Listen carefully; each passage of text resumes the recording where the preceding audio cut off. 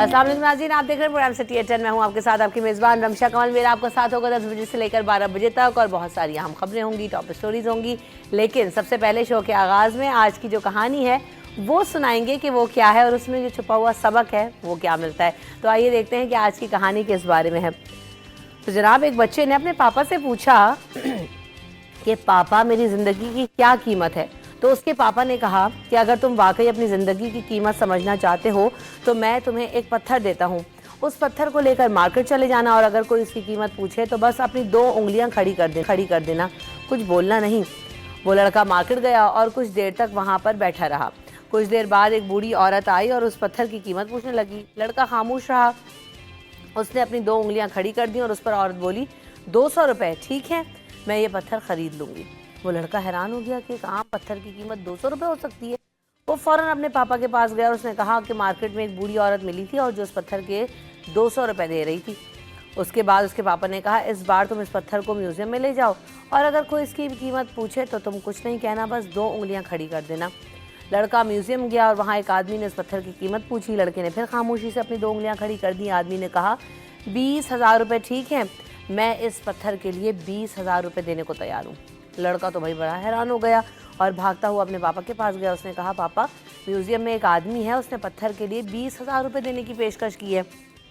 उसके पापा ने कहा कि मैं तुम्हें आखिरी जगह भेज रहा हूँ और तुम वहाँ पर जाकर देखो कि अब तुम्हें ये पत्थर कीमती दुकान पर लेकर जाना है। अगर वहाँ भी कोई तुमसे इसकी कीमत पूछे तो बस तुमने उसकी जो उंगलियाँ हैं 2 उंगलियाँ दिखा देना। लड़का जल्दी से कीमती पत्थरों की दुकान पर गया और वहाँ पर एक बूढ़ा आदमी काउंटर के पीछे खड़ा था। जैसे ही उसकी नज़र पत्थर पर पड़ी वो हैरान हो गया और वो काउंटर से बाहर निकला। लड़के के हाथ से पत्थर जो है लिया और बोला, ओ माय गॉड, इस पत्थर की तलाश में मैंने अपनी पूरी ज़िंदगी गुजार दी और ये तुम्हारे पास कहाँ से आया, तुमने कहाँ से दरियाफ्त किया और इसकी कीमत क्या है। लड़का खामोश रहा। उसने एक दफ़ा फिर अपनी 2 उंगलियाँ खड़ी कर दी। बूढ़ा आदमी बोला, 2 लाख रुपये, ठीक है, मैं इसके लिए तुम्हें 2 लाख रुपए देने के लिए तैयार हूँ, तुम ये पत्थर प्लीज़ मुझे दे दो। लड़के को अपनी 2 आंखों पर यकीन ही नहीं आ रहा था। वो जल्दी से अपने बाप के पास पहुँचा और बोला, पापा, वो बूढ़ा आदमी इस पत्थर के लिए 2 लाख रुपए देने को तैयार है। उसके पापा ने कहा, अब तुम समझे कि ज़िंदगी की कीमत क्या होती है। तुम्हारी ज़िंदगी की कीमत इसी बात पर मुनस्सर करती है कि तुम खुद को कहाँ रखते हो, खुद को कहाँ रखना चाहते हो। ये तुम्हें फ़ैसला करना है कि तुमने 200 रुपये वाला पत्थर बनना है या 2 लाख रुपये वाला पत्थर बनना है। ज़िंदगी में बहुत सारे लोग ऐसे होते हैं जो आपसे बेहद मोहब्बत करते हैं, आपके लिए सब कुछ करते हैं, आपके लिए सब कुछ होते हैं, लेकिन क्या होता है कि हम उनकी अहमियत को जानते नहीं हैं। तो बात वही है कि आप अपनी ज़िंदगी में उन लोगों की कीमत भी किस तरह से मुतय्यन करते हैं।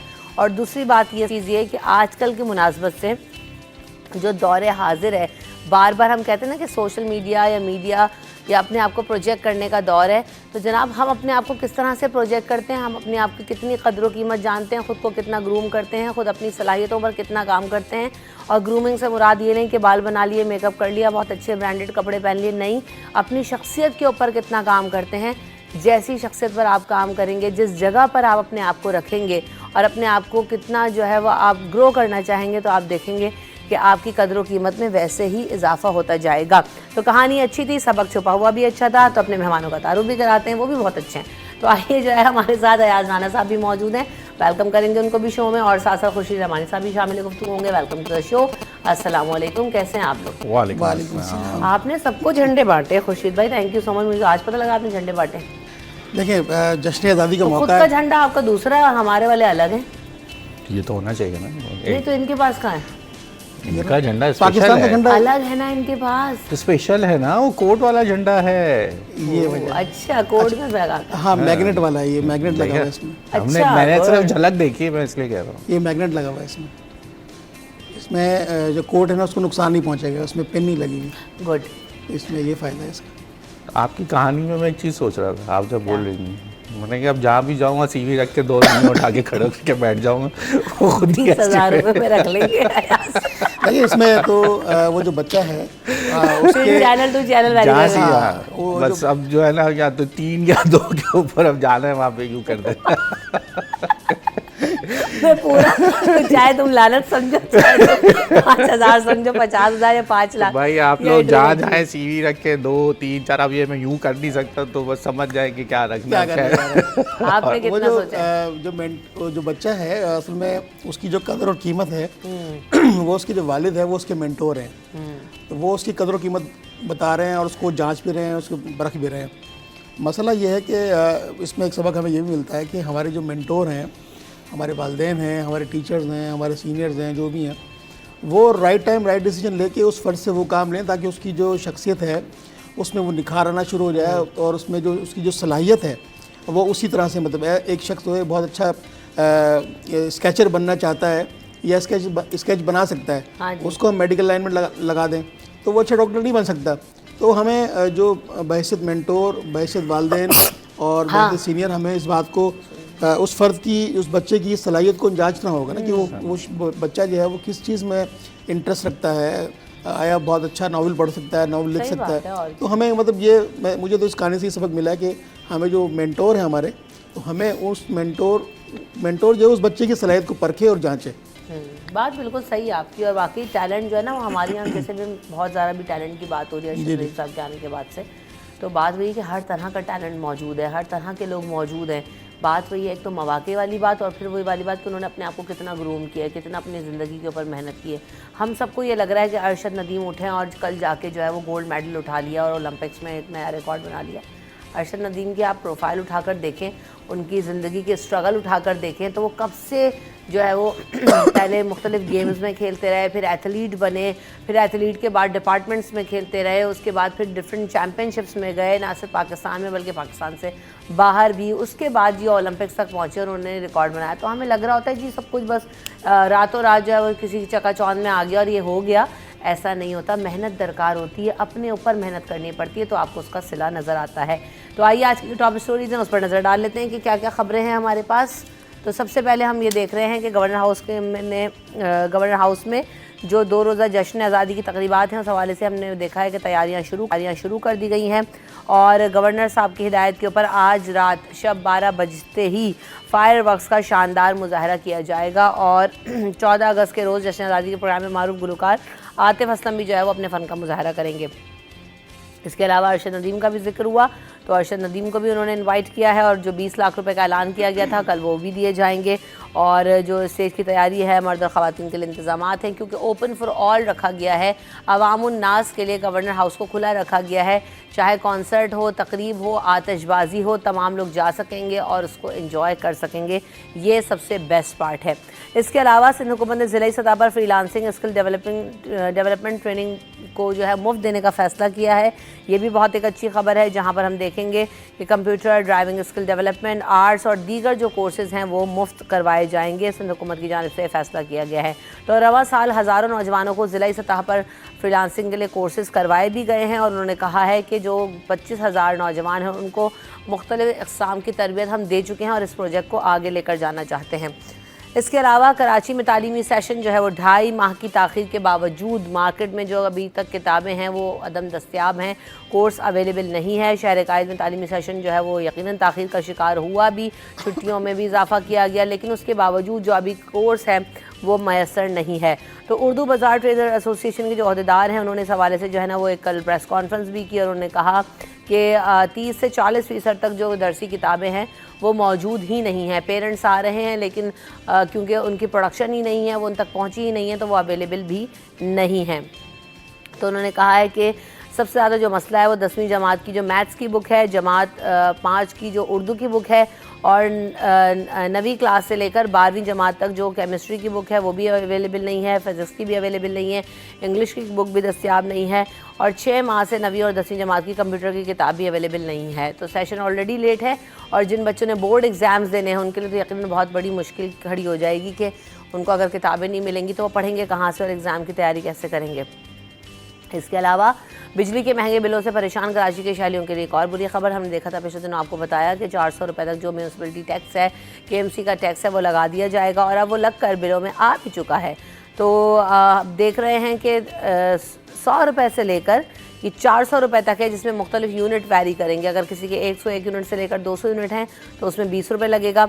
200 100 लेकर 300 वाला है, उसके लिए 40 रुपये आयद किए गए हैं। इसी तरह से 400 यूनिट तक 100 रुपये का जो KMC टैक्स है वो लगा दिया गया, और इससे ज़्यादा यूनिट्स वालों के लिए वो इसी तरह से प्राइसेस बढ़ते जाएंगे। बिलों में लगकर ये आ चुका है।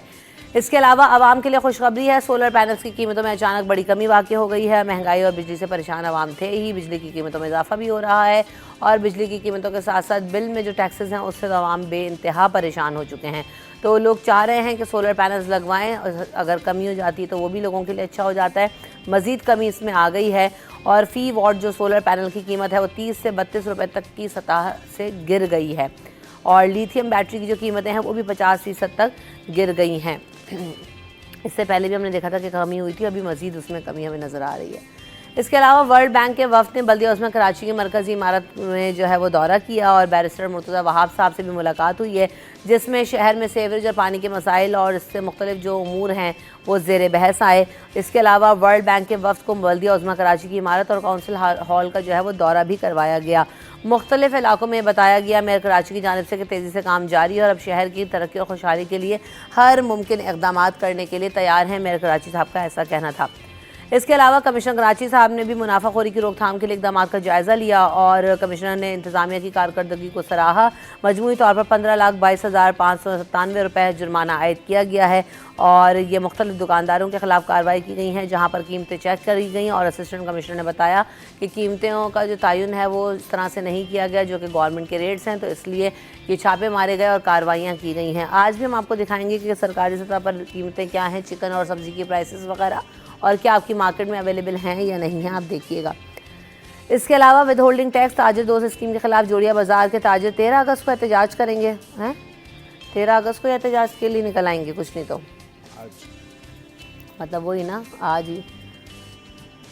और पाकिस्तान क्रिकेट बोर्ड ने ICC चैम्पियंस ट्रॉफी से कम तरक्याती काम का आगाज़ कर दिया है। नेशनल स्टेडियम की रेनोवेशन पे काम जो है वो किया जा रहा है, और हम देख रहे हैं कि मुख्तलिफ इनक्लोजर्स कायम किए जाएंगे, डिजिटल स्क्रीन्स जो है वो लगाई जाएंगी, स्क्रीनिंग के लिए स्कैनर्स लगाए जाएंगे। इसके अलावा जो नई इमारत भी बनाई जा रही जहाँ पर कमेंटेटर्स, हॉस्पिटैलिटी और मीडिया बॉक्स की सहूलियात भी मैसर होंगी। स्कोर देखने के लिए डिजिटल स्क्रीन भी तब्दील की जाएगी और बड़ी भी लगाई जाएगी। इसके अलावा कौमी टीम 21 से 25 अगस्त तक रावलपिंडी स्टेडियम में जो है वो पहला टेस्ट मैच भी खेलेगी। अगस्त से कौमी टीम और बांग्लादेश के दरमियान 2 टेस्ट मैचेस की जो है वो सीरीज़ स्केड्यूल है। 21 अगस्त से इन टेस्ट मैचेस का आगाज़ होगा, और जो है क्या होगा कि मैचेस के दौरान नेशनल स्टेडियम का जो काम है वो दिन में नहीं होगा, वो रात में होगा, और जब मैच ख़त्म हो जाएगा तो उसके बाद होगा। तो स्टार्ट कर लेते हैं सबसे पहले यहीं से। ही क्या है भाई 13 अगस्त को एहतजाज से, तो कोई दिन देखते हैं, कोई मौका देखते हैं, कोई महल देखते हैं कि नहीं देखते हैं? मतलब आज ही कल 14 अगस्त से जश्न आज़ादी का दिन है, दुनिया जश्न मनाएगी, एहतजाज करेंगे। ये मसला इनके साथ ये है कि ये होलसेल ग्रोसर्स एसोसिएशन के चेयरमैन जो हैं अब्दुल रऊफ इब्राहिम साहब, ये इलेक्शंस में कराची चैम्बर पे इन्होंने बोला कि उसके बाद ये अपना एहतजाज करेंगे, कराची चैम्बर का घेराव करेंगे। उसमें उन्होंने अपने तमाम लोगों को इस्तेमाल करने की कोशिश की, लेकिन आज का दिन ये अगर रऊफ भाई छोड़ देते तो मेरे ख्याल से बहुत ज़रूरी था कि ये मैसेज ना जाना चाहिए। अब चीज़ उनके लिए सही है, विद होल्डिंग टैक्स जो है वो एक अच्छा जो है वो चीज़ थी कि वो उसके ऊपर एहतजाज कर रहे थे क्योंकि आवाम को रिलीफ मिलना था। लेकिन बात ये है कि उन्होंने दिन एक तो गलत चुना, दूसरा ये कि आप एक ताजिर जो आपकी बिज़नेस पॉलिटिक्स में आप मौजूद हैं, आपने इलेक्शंस में वाहिद एक आप आदमी थे जो खड़े हुए थे, और बार बार कराची चैम्बर को तनकीद बनाना जो है ना वो फिर आपके लिए भी जो है ना एक सवालिया निशान हो जाता है। आप बार बार ऐसा लगता है कि आप अपने पर्सनल ग्रज जो है वो निकालने की कोशिश कर रहे हैं, और कराची चैम्बर का घेराव करना और ये सब कहना, उसके सामने एहतजाज रिकॉर्ड कराया जाएगा कि हमारे साथ कराची चैम्बर नहीं खड़ा, बार बार उसी को तनकीद का निशाना बनाना, तो ये ज़ेब नहीं देता कि आप कराची चैम्बर एक बड़ा ट्रेड बॉडी मानी जाती है, वो बहुत बड़ा चैम्बर, कराची सबसे बड़ा चैम्बर माना जाता है। बड़ी बॉडीज़ में जो है वो आप जश्न की तकरीबात का इनेकाद करें। वो हुआ कल कराची चैम्बर के ऊपर फ्लैग होस्टिंग की एक तकरीब भी हुई, लेकिन बात ये कि मौका महल नहीं देख रहे, वो बार बार वो समझते हैं कि मैं इस तरह की तनकीद करूँगा तो मैं शायद ख़बरों की जीनत बनूंगा। रऊफ भाई हमारे भाई हैं, हमें ख़बरें देते हैं, बहुत अच्छा काम करते हैं, लेकिन हर बार एक ही चीज़ को रेपुटेशन से करना वो ज़ेब नहीं देता। चीज़ें फिर आप जो आवाम की मफाद के लिए काम कर रहे होते हैं ना वो डैमेज होता है। अब आप विद होल्डिंग टैक्स ख़त्म कराना चाह रहे हैं, लेकिन अब आप कह रहे हैं कि उसके साथ हमारा कराची चैम्बर साथ क्यों नहीं दे रहा। कराची चैम्बर ने अब तक जितनी भी हड़तालें हुई, चाहे वो पेट्रोलियम मसनूआत के लिए हों या दूसरी हमने देखा आटे के लिए हो, तो कराची चैम्बर से कोई ऐसी वाज़ेह आवाज़ नहीं आती वो, क्योंकि आप अगर करना चाहते हैं आप अपनी पावर दिखा दें। आपने भी हड़ताल करी, आपने 2 दिन 3 दिन आपने अपनी अजनास मार्केट बंद रखी, उसके बाद अब आप कह रहे हैं कि कराची चैम्बर पे जाके हम एहतजाज रिकॉर्ड कराएंगे, तो करा लीजिए जी, हम आ जाएंगे आपके पीछे पीछे, हम भी पहुंच जाएंगे आपको कवर करने के लिए। जब आप ऐसी बातें करते हैं तो यकीनन हमारी मजबूरी बनती है, हमें जाना पड़ता है, वो ट्रेड बॉडी के पास जा रहे हैं वहाँ।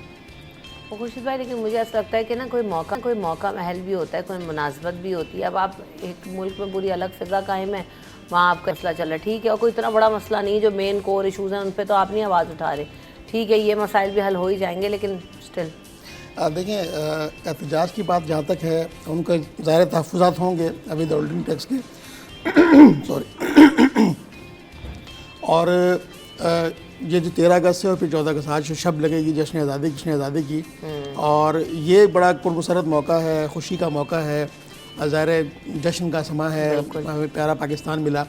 तो इस दिन की मुनासबत से एक दिन कबल जो है वो एहतजाज करना, मैं समझता हूँ ये थोड़ा सा नामुनासिब होगा।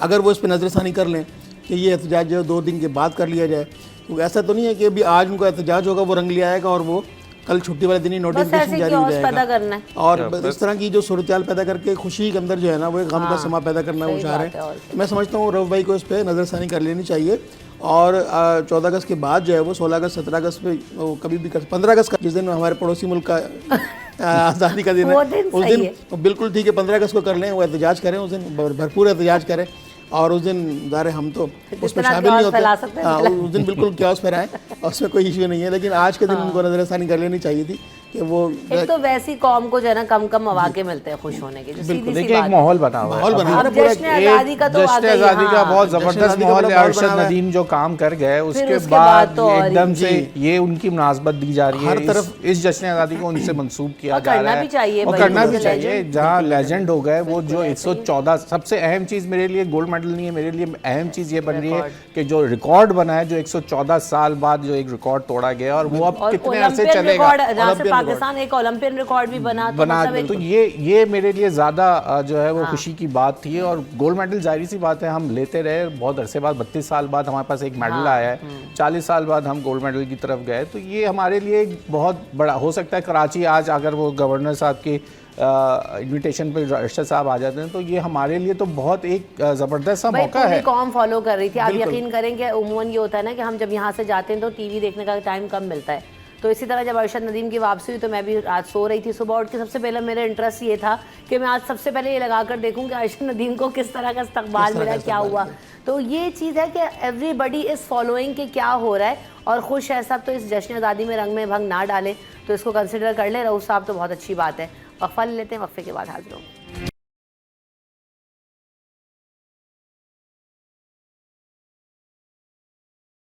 तो जनाब हम बात करेंगे, इस वक्त हम ये देख रहे हैं कि नेशनल स्टेडियम की भी रेनोवेशन का काम जो है वो आगाज़ हो चुका है उसका, और अगस्त में मैचेस भी होने हैं, आगे चैंपियंस ट्रॉफी भी है, और हमने ये देखा कि कज़ाफ़ी स्टेडियम लाहौर में भी जो है सारी रेनोवेशन की गई, उसके गेट वगैरह को तोड़ा गया, नया बनाया गया, इनक्लेव्स बनाए जाएंगे। अच्छा, यहाँ पर भी बन जाएंगे, यहाँ पर भी नेशनल स्टेडियम में भी इनक्लेव्स वगैरह नहीं थे मीडिया के लिए अलग और डिफरेंट कॉमेंटेटर्स के लिए, तो अच्छा कैसे देख रहे हैं आप लोग इसको? खुर्शीद भाई स्टार्टिंग देखें, इसमें जो रेनोवेशन वाला मामला है, उसमें जो खेलों का जो जितने भी मैदान है, उसमें कराची का नेशनल स्टेडियम है, कज़ाफ़ी स्टेडियम है, उसके अलावा हैदराबाद का स्टेडियम है, और क्योंकि बुनियादी तौर पर अगर ये स्टेडियम बेहतर नहीं होंगे, यहाँ के इनक्लेव अच्छे नहीं होंगे, यहाँ के ग्राउंड अच्छे नहीं होंगे, यहाँ का स्टाफ अच्छा नहीं होगा, तो उसमें खेलों के जो कारकर्दगी उस पर फ़र्क पड़ता है, जो खिलाड़ी उसकी कारकर्दगी पर बड़ा फ़र्क पड़ता है। और आपने देखा कि इंटरनेशनल स्टेडियम जब हमने वर्ल्ड कप में देखा कि वहाँ की जो स्टेडियम्स की जो तज़ीन और आइश होती है वो किस कदर खूबसूरत भी होती है, वो अट्रैक्ट करती है लोगों को, उसकी वजह से फिर बहुत सारे लोग तो स्टेडियम को देखने के लिए जाते हैं, उससे उनकी सयाहत को भी फ़रोग़ मिलता है। तो हमारे जो स्टेडियम्स हैं वो उस कदर पे तो नहीं है, उस सतह के तो नहीं है जो इंग्लैंड के और ऑस्ट्रेलिया के जो स्टेडियम है, लेकिन कोशिश की जा रही है कि उनको मज़ीद खूब से खूब तर किया जाए, उनकी तज़ीन और राय अच्छी की जाए, और स्टेडियम की जो सूरत हाल हमने देखा वो अच्छी की जाए, बेहतर की जाए। ये एक अच्छा पॉजिटिव साइन है कि इस तरफ भी किसी ने सोचा है कि यार ये स्टेडियम जो दीगर शहरों के अंदर मौजूद हैं उनकी तरफ भी। उसमें सबसे बड़ी बात ये है कि चैंपियंस ट्रॉफी आ रही है, बड़ा इवेंट आपके मुल्क में होने जा रहा है इतने टाइम के बाद, तो उसकी तैयारी है। अच्छा, आपने स्टेडियम्स का जिक्र किया, तो अभी रिसेंटली मैंने एक पोस्ट देखी जहाँ पर अभी सऊदीया भी जो है वो तैयारी कर रहा है, एक आई थिंक फुटबॉल इवेंट होना है अब नेक्स्ट जो है ना सऊदीया में, तो उन्होंने कोई स्टेडियम्स बना दिए, वर्ल्ड क्लास स्टेडियम्स, और 12-13 स्टेडियम्स उन्होंने बनाए मुख्तलिफ शहरों में, जद्दा में, रियाद में, और लेकिन कोई मतलब आपने ऑस्ट्रेलिया इंग्लैंड की मिसाल दी, उनको पीछे छोड़ दिया। बिल्कुल ऐसे बहुत ही खूबसूरत काम हुआ है, तो बहुत अट्रैक्टिव है। तो तज़ीन और आराइश पे हमारी भी अगर आप ये देखें तो वही बिल्डिंग है, वही सरकारी बिल्डिंग लगती है। मैं अब थोड़ा सा बताता हूँ आपको। एक चीज़ मैंने देखी, एक अजीब माहौल था, एक अफरा तफरी सा माहौल हम देख रहे थे हमारे मुल्क में। पिछले एक हफ़्ते पहले की बात कर लेते हैं, अजीब एक माहौल न्यूज़ के अंदर, हम एहतजाज, धरने, बिजली के बिल, IPPs के मामलात, ऐसा लग रहा था एक घुटन की फ़िज़ा थी, और एक आदमी ने पूरे मुल्क का मूड चेंज कर दिया। अरशद नदीम के खेलों से, इसलिए मैं इससे मुंसलिक कर रहा हूँ कि खेल आपका, एक आदमी ने तमाम नेशन, आपकी पूरी कौम का मूड चेंज हो गया, आपकी न्यूज़ का मूड चेंज हो गया। आज भी कोई भी वज़ीर कहीं भी जाता है, चाहे वज़ीर आज़म हो, अरशद नदीम का तकरीर में ज़िक्र ज़रूर होता है।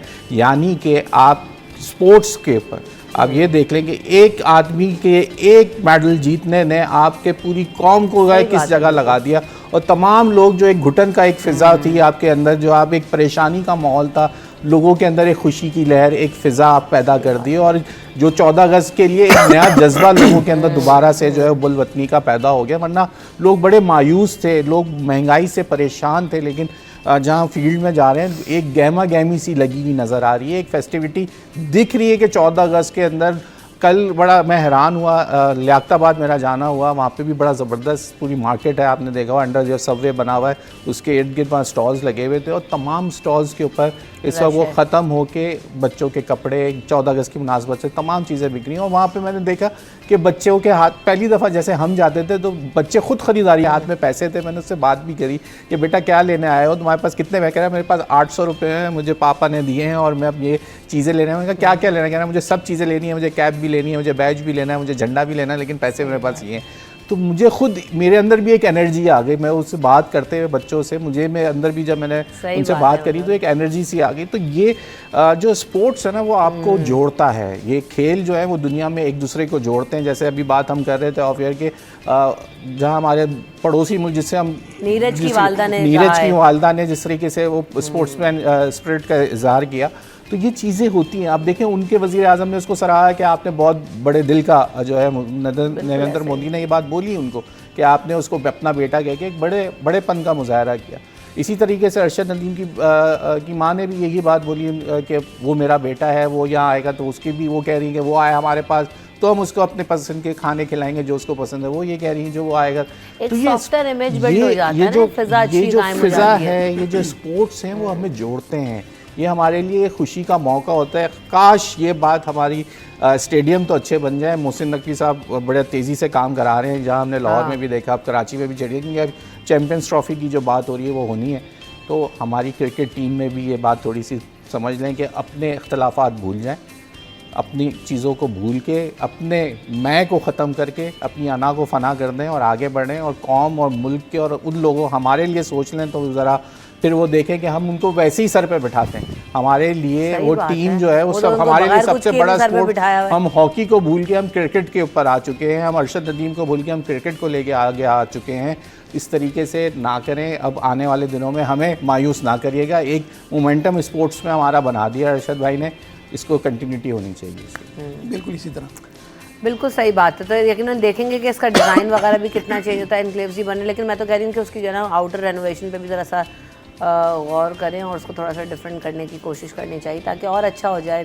दुनिया के स्टेडियम देख के मुझे ना रश आ रहा था, मैंने कहा यार हमारा स्टेडियम थोड़ा सा मसला देखें, एक तो सिक्योरिटी की इसके अंदर बाउंड्री बनी हुई है कराची स्टेडियम की अगर हम बात करें, लेकिन लाहौर स्टेडियम जाए तो बिल्कुल ही डिफरेंट लुक है उसका। अगर आप कज़ाफ़ी स्टेडियम देखें तो उसके बाद दूसरी पूरा फूड स्ट्रीट टाइप का बना हुआ है, दुकानें बनी हुई हैं, शॉप्स हैं, लोग जाते हैं। लेकिन उसकी एक अच्छी चीज़ मुझे ये लगती है कि वो उसके गेट जो रास्ता है उस पर गेट लगा हुआ है। अगर वो बंद करना चाहें तो दरवाजे दोनों तरफ से बंद कर दें तो वो सिक्योर हो जाता है। थोड़ा सा मैं आज रास्ते में भी ये बात सोच रहा था कि पुलिस वालों के पास हमारे यहाँ पे ऑटोमेटिक गन्स होती हैं और दुनिया में पुलिस वालों के पास जो है वो डंडे से कौम डर जाती है। तो हमारे यहाँ थोड़े से सिक्योरिटी इश्यूज़ हैं जिसकी वजह से हमें बहुत सारी चीज़ें करना चाह के भी हम नहीं कर पाते, क्योंकि बहुत सारी चीज़ें हैं जिसको हमें सिक्योरिटी को पहला जो है हमें ज़रूरत यही है कि हमें जो टीम आती है उसको प्रेसिडेंट सिक्योरिटी बॉक्स सिक्योरिटी देनी पड़ जाती है। हमारे यहाँ ट्रैफिक का बड़ा मसला आ जाता है, तो बहुत सारे मसाइल हमारे यहाँ जो है ना पैदा है, लेकिन उसी माहौल में हम चाहते हैं कि ना खुशगवार वाक़या हो जाता है तो हम कहते हैं जी सिक्योरिटी नहीं थी, फलाना नहीं था। तो भाई अच्छा है आप अपनी सिक्योरिटी को मद्देनज़र रखें, क्योंकि बहुत सारे अवामिल अभी भी ऐसे हैं, बहुत सारी एक्सटर्नल फोर्सेस अभी भी ऐसी हैं जो मुल्क में चाहती हैं कि जो इस तरह की पॉजिटिव सरगर्मियाँ हों उनको सबूताज किया जा सके। एक कोई भी छोटी सी भी एक्टिविटी आपको दुनिया भर में जो है ना वो दिखा देती है और आप बहुत सालों पीछे चले जाते हैं, जिसका खमियाजा हमने भुगता भी है। चलें जी आगे बढ़ते हैं। सेलिब्रेशन की तैयारियां भी, अरशद नदीम की भी बात हो रही थी, गवर्नर हाउस में भी सेलिब्रेशंस होंगी और जैसे हमने बताया भी, और साथ साथ खुशखबरी ये भी है कि आवाम के लिए सोलर पैनल्स भी सस्ते कर दिए गए हैं। इतनी ज़्यादा कीमतों में कमी क्यों आ रही है? मुझे ये बात समझ नहीं आ रही कि ये खबर जो है 30-32 तो एक अरसे से चला आ रहा है, ये कोई अभी इससे मजीद इतनी जितनी खबरें हमने दे दी कि सस्ता होता चला गया, सस्ता क्या फ्री में ना चला जाए, सस्ता होते होते लोग बोलेंगे। कह रहे हैं ना, उसमें भी तो कहा है कि जो 100 यूनिट से कम इस्तेमाल करने वाले उनको फ्री सोलर पैनल्स भी मिलेंगे, यूनिट के ऊपर बात है ना, मिलेंगे। हाँ, वो कह रहे हैं कि हुकूमत बनाई है वर्ल्ड बैंक के ताउन से कि 200 यूनिट्स जो इस्तेमाल करने वाले लोग, अफराद हैं, फैमिलीज़ हैं, उनको गवर्नर हाउस में भी एक तकरीब हुई थी, उसमें गवर्नर सिंध ने भी कहा था कि 200 यूनिट्स के जो सार्फिन हैं उनको गवर्नर हाउस से सोलर पैनल्स और सोलर का जो पूरा सिस्टम है वो फ्री ऑफ कॉस्ट दिया जाएगा। फिर बाद में सिंध हुकूमत का भी एक मायदा हुआ है वर्ल्ड बैंक से कि उसमें भी वो पूरे सिंध के अंदर जो है वो सोलर पैनल्स और सोलर जो पूरा सिस्टम है वो देने की उन्होंने MOU साइन किया है।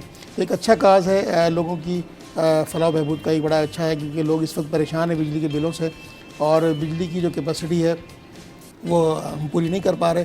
तो इस ज़मन में अगर ये फ़ैसला आया है तो ये खुशाइन फ़ैसला है कि लोगों की इसमें बचत भी हो जाएगी और लोग जो बिजली कंज्यूम करते हैं मैक्सिमम 200 यूनिट और 100 यूनिट और 200 यूनिट की फैमिलीज़ हैं तो उनके लिए तो बड़ा अच्छा हो जाएगा ये कि उनको ये सोलर पैनल मिल जाएंगे। उसके अलावा जो सोलर्स की जो कीमतों में कमी आई है, मेरे ख्याल से सप्लाई ज़्यादा हो गई है, उसकी वजह से भी ये हो सकता है कि ये रेशो ज़्यादा हो रहा है कि इसकी कीमतें कम हो रही हैं। दूसरी एक वजह जब आप बजट लेके जाते हो और अपनी डिमांड बताते हो तो वो तो वही पूरा आपको पैकेज बता देंगे 12-15 लाख रुपए रखेंगे, वही है। तो वो कमी का तो हमें तो कोई उसका मुझे नहीं लग रहा कि बसता ही होता है। वो अब आपकी साइकी से खेलते हैं, अभी डिमांड वैसी नहीं है।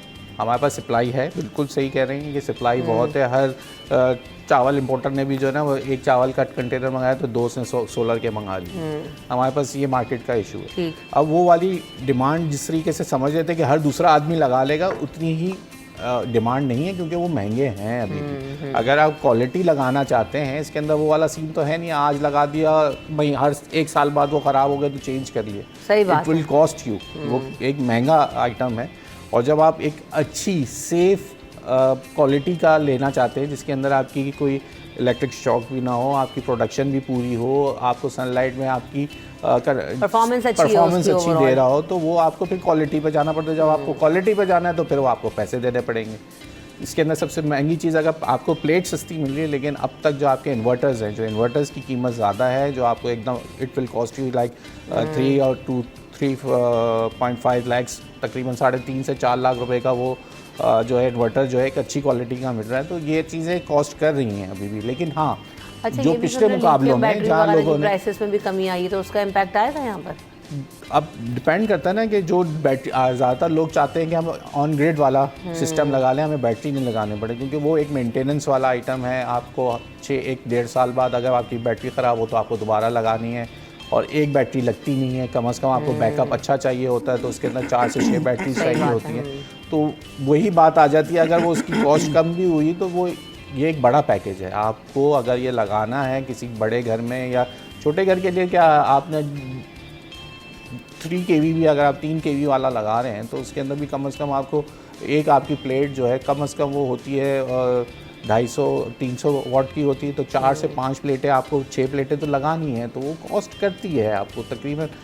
ये बात सही है कि पिछले मुकाबले में अब वो जो 22-25 लाख में लोग जो बड़े घरों में जो लग रहे थे वो अब 16-17 लाख पे आ गया है, लेकिन ये 16-17 से नीचे नहीं आया। वही मैंने बोला, मैं तो जब भी एस्टिमेट लिया वो तो जब भी आप जाएंगे वो ये कॉस्ट इसी पे 22 रुपए यूनिट, 30 रुपए यूनिट, 32 रुपए यूनिट, यही कॉस्ट आ रही है। इससे नीचे नहीं गया अब तक। मैंने ये जो कॉस्ट एक रेंज है इससे नीचे नहीं आया।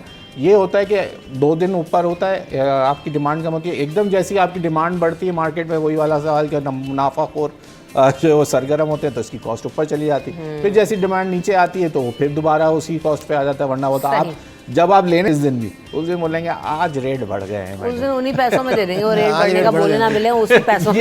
ये हमारा फिनोमेना है। आप थोड़ा लेट हो गई मैडम, आज ही रेट बढ़े, पीछे से बढ़ गए, आज ही रेट बढ़े। ये पीछे से कहाँ से आ रहा है ये आज तक ना समझ आया, ना चिकन ना सब्जी ना सोलर, कुछ भी नहीं। पीछे कौन है? वक्फा ले लेते हैं, वक्फे के बाद हाजिर होंगे।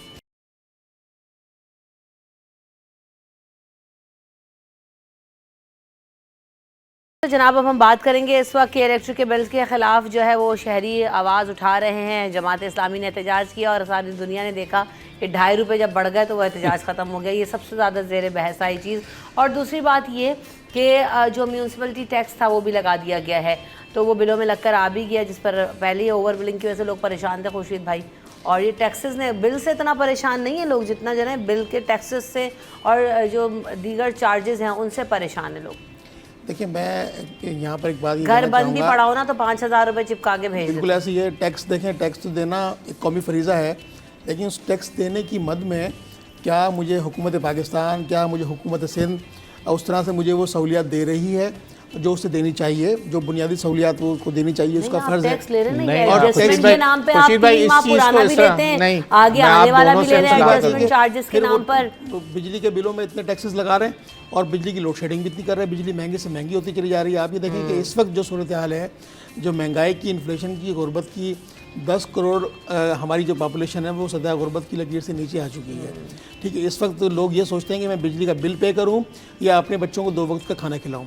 ये मैं वो आपसे बात कर रहा हूँ जो मिडिल क्लास तबका और लोअर मिडिल क्लास तबके की जो बात मैं कर रहा हूँ आपसे, क्योंकि हमारे यहाँ सैलरी जो औसतन है वो नहीं बढ़ रही। जो महंगाई की शरह है उस सतह से हमारे पास सैलरीज की तनख्वाहें नहीं बढ़ रही। तो मुझे बताएं कि बिजली का बिल है, गैस का बिल है, फिर उसके अलावा पानी का बिल है, ये बिल्कुल देने हैं हमने क्योंकि हम इस्तेमाल करते हैं। लेकिन खुदारा इस बात पर सोचना चाहिए, हुकूमत को अपनी पॉलिसीज़ पर रिव्यू करना चाहिए कि पिछले दिनों जो एहतजाज की फ़िज़ा थी पूरी इस्लामाबाद में, कराची में, अच्छा ये तो एक सियासी जमात का एहतजाजी धरना था ना, उसके अलावा भी आप रोज़ाना की सतह पर कराची में देखें, उसके अलावा हैदराबाद में देखें, नवाबशाह, लड़काना, सब जगह पर छोटे छोटे एहतजाज जो है वो हो रहे हैं। और वो एहतजाज कुछ लोग मिलके भी कर रहे हैं और ज़ाती इनफरादी तौर पर भी लोग, आप सोशल मीडिया पर वॉच आउट करें कि सोशल मीडिया पर भी बहुत सारे लोग अपनी जो दिल की भड़ास है वो निकालते हैं कि टैक्स की मद में जो है वो ये हमसे वसूल किया जा रहा है जो महसूलात हैं। ठीक है, टैक्स देने में कोई कबाहत नहीं है, लेकिन आप उसकी मद में बिजली तो सस्ती कर दें थोड़ी बहुत। सस्ती तो दूर किनार, ये लोग बिजली आती नहीं है। पिछले दिनों जो हीट वेव का मामला चला है उसमें आप देखें कि लोगों को बिजली मैसर नहीं थी। ये पूरा ग्रीन बेल्ट जो है वो अदालतों में गए, लोगों ने अपनी जान दी है ना वो। तो ये सूरत हाल है। बिल्कुल ऐसे ही जी। अब आप दोनों के साथ मैंने एक रैपिड फायर करना है, दोनों ने जवाब देने, लंबी लंबी तमीज़ नहीं माननी, छोटी छोटी बात का मुझे जवाब दिएगा। बताएं। मैं आपको पैसे देता हूँ, आप मुझे उस गारंटी पे देता हूँ ना कि मुझे आपकी उम्मीद है, आपकी जॉब अच्छी है, आप मुझे पैसे वापस कर देंगे, यस और नो? यस। ठीक है, IMF आपको पैसे दे रहा है, आप वो मुझसे पहला सवाल करता है मुझे वापस कैसे करोगे? जहाँ आपके यहाँ क्या तमाम ट्रेडर्स जो, मैं सैलरीड की बात नहीं कर रहा, आपके यहाँ 77 सालों में आपके यहाँ क्या ये माहौल है कि लोग टैक्स देते हैं? नहीं। टैक्स देते हैं? नहीं देते। तो फिर हुकूमत के पास क्या चारा बचता है? जो टैक्स चोरी हो रही है उसका खमियाजा पूरी आवाम भुगत रही है। मैं फिर ये बात बार बार आप ही के पास आके बात ये करता हूँ कि प्लीज़ ये बात ना करें कि फिर ये क्या होता है कि लोग किसी और डगर पे निकल जाते हैं। लोगों को अब हमें जहन साजी करनी है कि अब आप कमा रहे हैं तो पैसे भी देने पड़ेंगे। महज़्ज़ब माशरों की मिसालें देते हैं तो महज़्ज़ब माशरे पैसे देते हैं, पैसे जिस मुल्क जहाँ से कमाते हैं वहाँ टैक्स देते हैं, चाहे वो सैलरीड हो, चाहे आप पूरी दुनिया में ऐसी प्रैक्टिस दिखाते हैं कि आपका वहाँ पे सेवरेज तक का बिल आता है UAE के अंदर, उनके दोनों पे मीटर लगे हैं। फिर आप मुझसे ये बात पूछते, दूसरा सवाल आप लोग ये बोलते हैं वहाँ की फैसिलिटी देखिए, तो भाई आप पैसे दोगे तो फैसिलिटी मिलेगी ना। तो कलेक्टर आपके यहाँ अरे मेरे भाई, तो आप देने वाले तो बनो ना। यहाँ ताजिर किस चीज के ऊपर भाई, एहतजाज आपकी कर जो रहे business हैं? community आज है, जो वही बिजनेस नहीं दे रही, कम्युनिटी माजरत के साथ तो business बिजनेस community कम्युनिटी नहीं वही दे तो रही। भाई आम वो आदमी चांद से से तो आप थोड़ी उतरे हो, बिजली, आपके गैस, और मेरे सराहने, रिश्तेदार दिमाग है के ना। साथ बिल में ले रहे हो। बिजनेस कम्युनिटी में उनके लिए आपकी और बनाए मेरे ना। भाई बहन है ना, या मेरे खाला मामू चाचा ताया, कहीं ना कहीं तो वो लोग बिजनेस कर रहे हैं ना। बात वही है ना कि कि देखिए, लोग तो वो कोई चांद से थोड़ी आए, मार्स से थोड़ी आए हुए हैं। आपके और मेरे इसी कराची के रहने वाले Big इसी giants को पाकिस्तानी पकड़ने हैं। के लिए अरे big- जाइंट्स तो दे रहे हैं। कहाँ अभी दे मसला रहे हैं? आ रहा है जो हर वो दुकानदार जो दूध वाला है, वो जो गोश्त वाला है, जो मुर्गी वाला है, जो पंसारी है, जो परचून वाला है, वो नहीं दे रहा। जो सर्विसेज दे रहा है वो नहीं दे रहा। हम लोग इसी बात को तो रो रहे हैं, हुकूमत भी इस बात को रो रही है। देखिए, मैं हुकूमत की फेवर की बात नहीं कर रहा, लेकिन मैं इस वक्त मैं निजाम के बदलने की बात करता हूँ, और निजाम दुनिया भर इस में निजाम कैसे में नहीं निजाम है कि चलता। डॉक्टर भी टैक्स देगा, दुनिया भर में किराने वाला भी देगा, मार्ट वाला भी मौजूद देगा, लोग हैं, देते हैं ठेले- खुद। ठेले ये वादे निजाम देने को बनाया तैयार गया नहीं है। देखें, निजाम निजाम बनाया दिया गया। ना, ताजिदो अयाज स्कीम आप दी, यहाँ पे उठा वो के ले तैयार जाएं, ही नहीं देखें है। कैसे टैक्स। अरे आप मुझे बताएं, दे दिया ना निजाम, आ जाए, रजिस्टर क्यों नहीं हो रहे? किस जिसका खौफ है? मैंने और आपने हाथ पकड़ा है, ताजिदो स्कीम में क्यों नहीं आ रहे? जब दे दिया उनको, बोल दिया यही आपको तो, ये सवाल तो आसान मैं भी तरीका करती दे हूँ दिया, और आप उससे और वो बात करते आज वो एहतजाज करने जा रहे हैं, उसके अंदर ताजिदो स्कीम की वजह है। सवाल ये नहीं है, सवाल ये है फिर कि वो बात क्यों हुकूमत, नहीं है? ठीक आपकी बात आ गई ना। सवाल ये है कि भाई अब हुकूमत किस तरह से उनको लेकर आई। हुकूमत ने एक जो है वो हुक्मनामा जारी कर दिया, आने को तैयार नहीं है, एहतजाज किए जा रहे हैं, हुकूमत घुटने टेक देती है, बात खत्म हो जाती है। आप जो है वो करना क्या चाहते हो भाई? आप सिस्टम बनाएं, भाई आप पकड़े 4 ताजिरों को अंदर डालें, टैक्स नहीं दोगे तो भाई इससे ज्यादा 2 अपनी दिन वो स्कीम- उन्होंने अजनास मार्केट बंद कर दी, 3 दिन फैक्ट्रियां घुटने बंद हो टेक गई। दिए ना, आप लोग घुटने बैठ के टेक टीवी दिए, के ऊपर बात बोलते खत्म हो हो कि गई। जमहूरी मुल्क है, वो एहतजाज करना उनका हक है। आप और मैं ही तो चीखते हैं। एहतजाज तो आप करें, फिर किसी ना किसी नेगोशिएशन पे लेकर आए ना। जब आप बैक ऑफ कर जाते हैं फिर आप टैक्स कलेक्शन के ऊपर आप रो कह रहे रहे हो हैं, निजाम फिर दे, ऐसे नहीं हो वो सकता। कह रहे फिर हो ऐसे नहीं हो रजाकाराना तौर सकता। पे हो जाओ, कोई देने को तैयार नहीं है, फिर तो डंडे की जोर पे काम होगा। तो होगा जब आपका वो भी नहीं नेशन करने का देते ना। मिजाज ही यही है। तो आप करने भी तो नहीं और देते। ये हमारी नेशन का मिजाज नहीं है। यूएई में आप जो मिसाल दे रहे हो आप डंडे के जोर पे, तो वहां लोग पर भी बैठ ऐसे ही के लिया सीधा जाता बोलते है। हुकूमत ने दिया क्या? अरे भाई यहाँ 2 मिनट आप एक, अभी ये बनेगा ना ब्रिज आपके करीब, उसके बाद हशर देखिएगा क्या लाल। आप, मैं तो कहता हूँ आप छोड़ दें, लाल रंग कर दें हर जगह, खुद ही पीक मार मार के वो लाल कर देंगे, पेंट हो जाएगी आपकी दीवारें। ये तो हशर है। देखिए बात ये है, लियारी एक्सप्रेस वे पे भी लोग जाते हैं ना, लियारी एक्सप्रेस वे साफ सुथरा है, पता है ना 20 रुपए देकर जाना है तो उनकी जान निकलती है। अब चाहे वो 20 रुपए हो, चाहे वो 30 रुपए हो, चाहे वो जितने भी रुपए हो, इस आवाम का मसला ये। तो अभी वो 150 रुपए लगाए उसी के ऊपर, तो आप लोग चीख रहे हैं कि म्युनिसिपल टैक्स लगा दिया। आप अभी जो बात अभी हमने कहा कि म्युनिसिपल सऊदी टैक्स अरब में कैसे इतनी देंगे? जो है डेवलपमेंट हो रही है, इतने अच्छे अच्छे जो है स्टेडियम्स उनका फलाना बन गया, ढिमाका बन गया। तो आप क्या समझते हैं वहाँ पे खाने काबा में भी लोग जाके चोरियां कर रहे थे, उनको भी डंडे के जोर पर उनके छुड़ते निकाल के बाहर मारते हैं। तो भाई उन्होंने अपना सिस्टम बनाया। आप खाली पाकिस्तानियों को नहीं कह सकते, वहाँ पे फिलिपीनीज आते हैं वो भी करते हैं, सुडानी आते हैं वो भी करते हैं, पाकिस्तानी आते हैं वो भी करते हैं, बांग्लादेशी आते हैं वो भी करते हैं। आप जरा दुबई का वीजा अप्लाई करें, आप जो है ना, आप अभी खुद आप है ना, आप जरा दुबई का वीजा अप्लाई करें, बैठ के पाकिस्तान या पाकिस्तानी कौम को आप बुरा बोलेंगे। भाई हर नेशन में मसले होते हैं, अच्छे बुरे लोग सब जगह होते हैं, लेकिन सिस्टम बनाना पड़ता है। आपका सिस्टम खराब है, आप ये माने। वक्फा ले लेंगे, वक्फे के बाद हाजिर होंगे।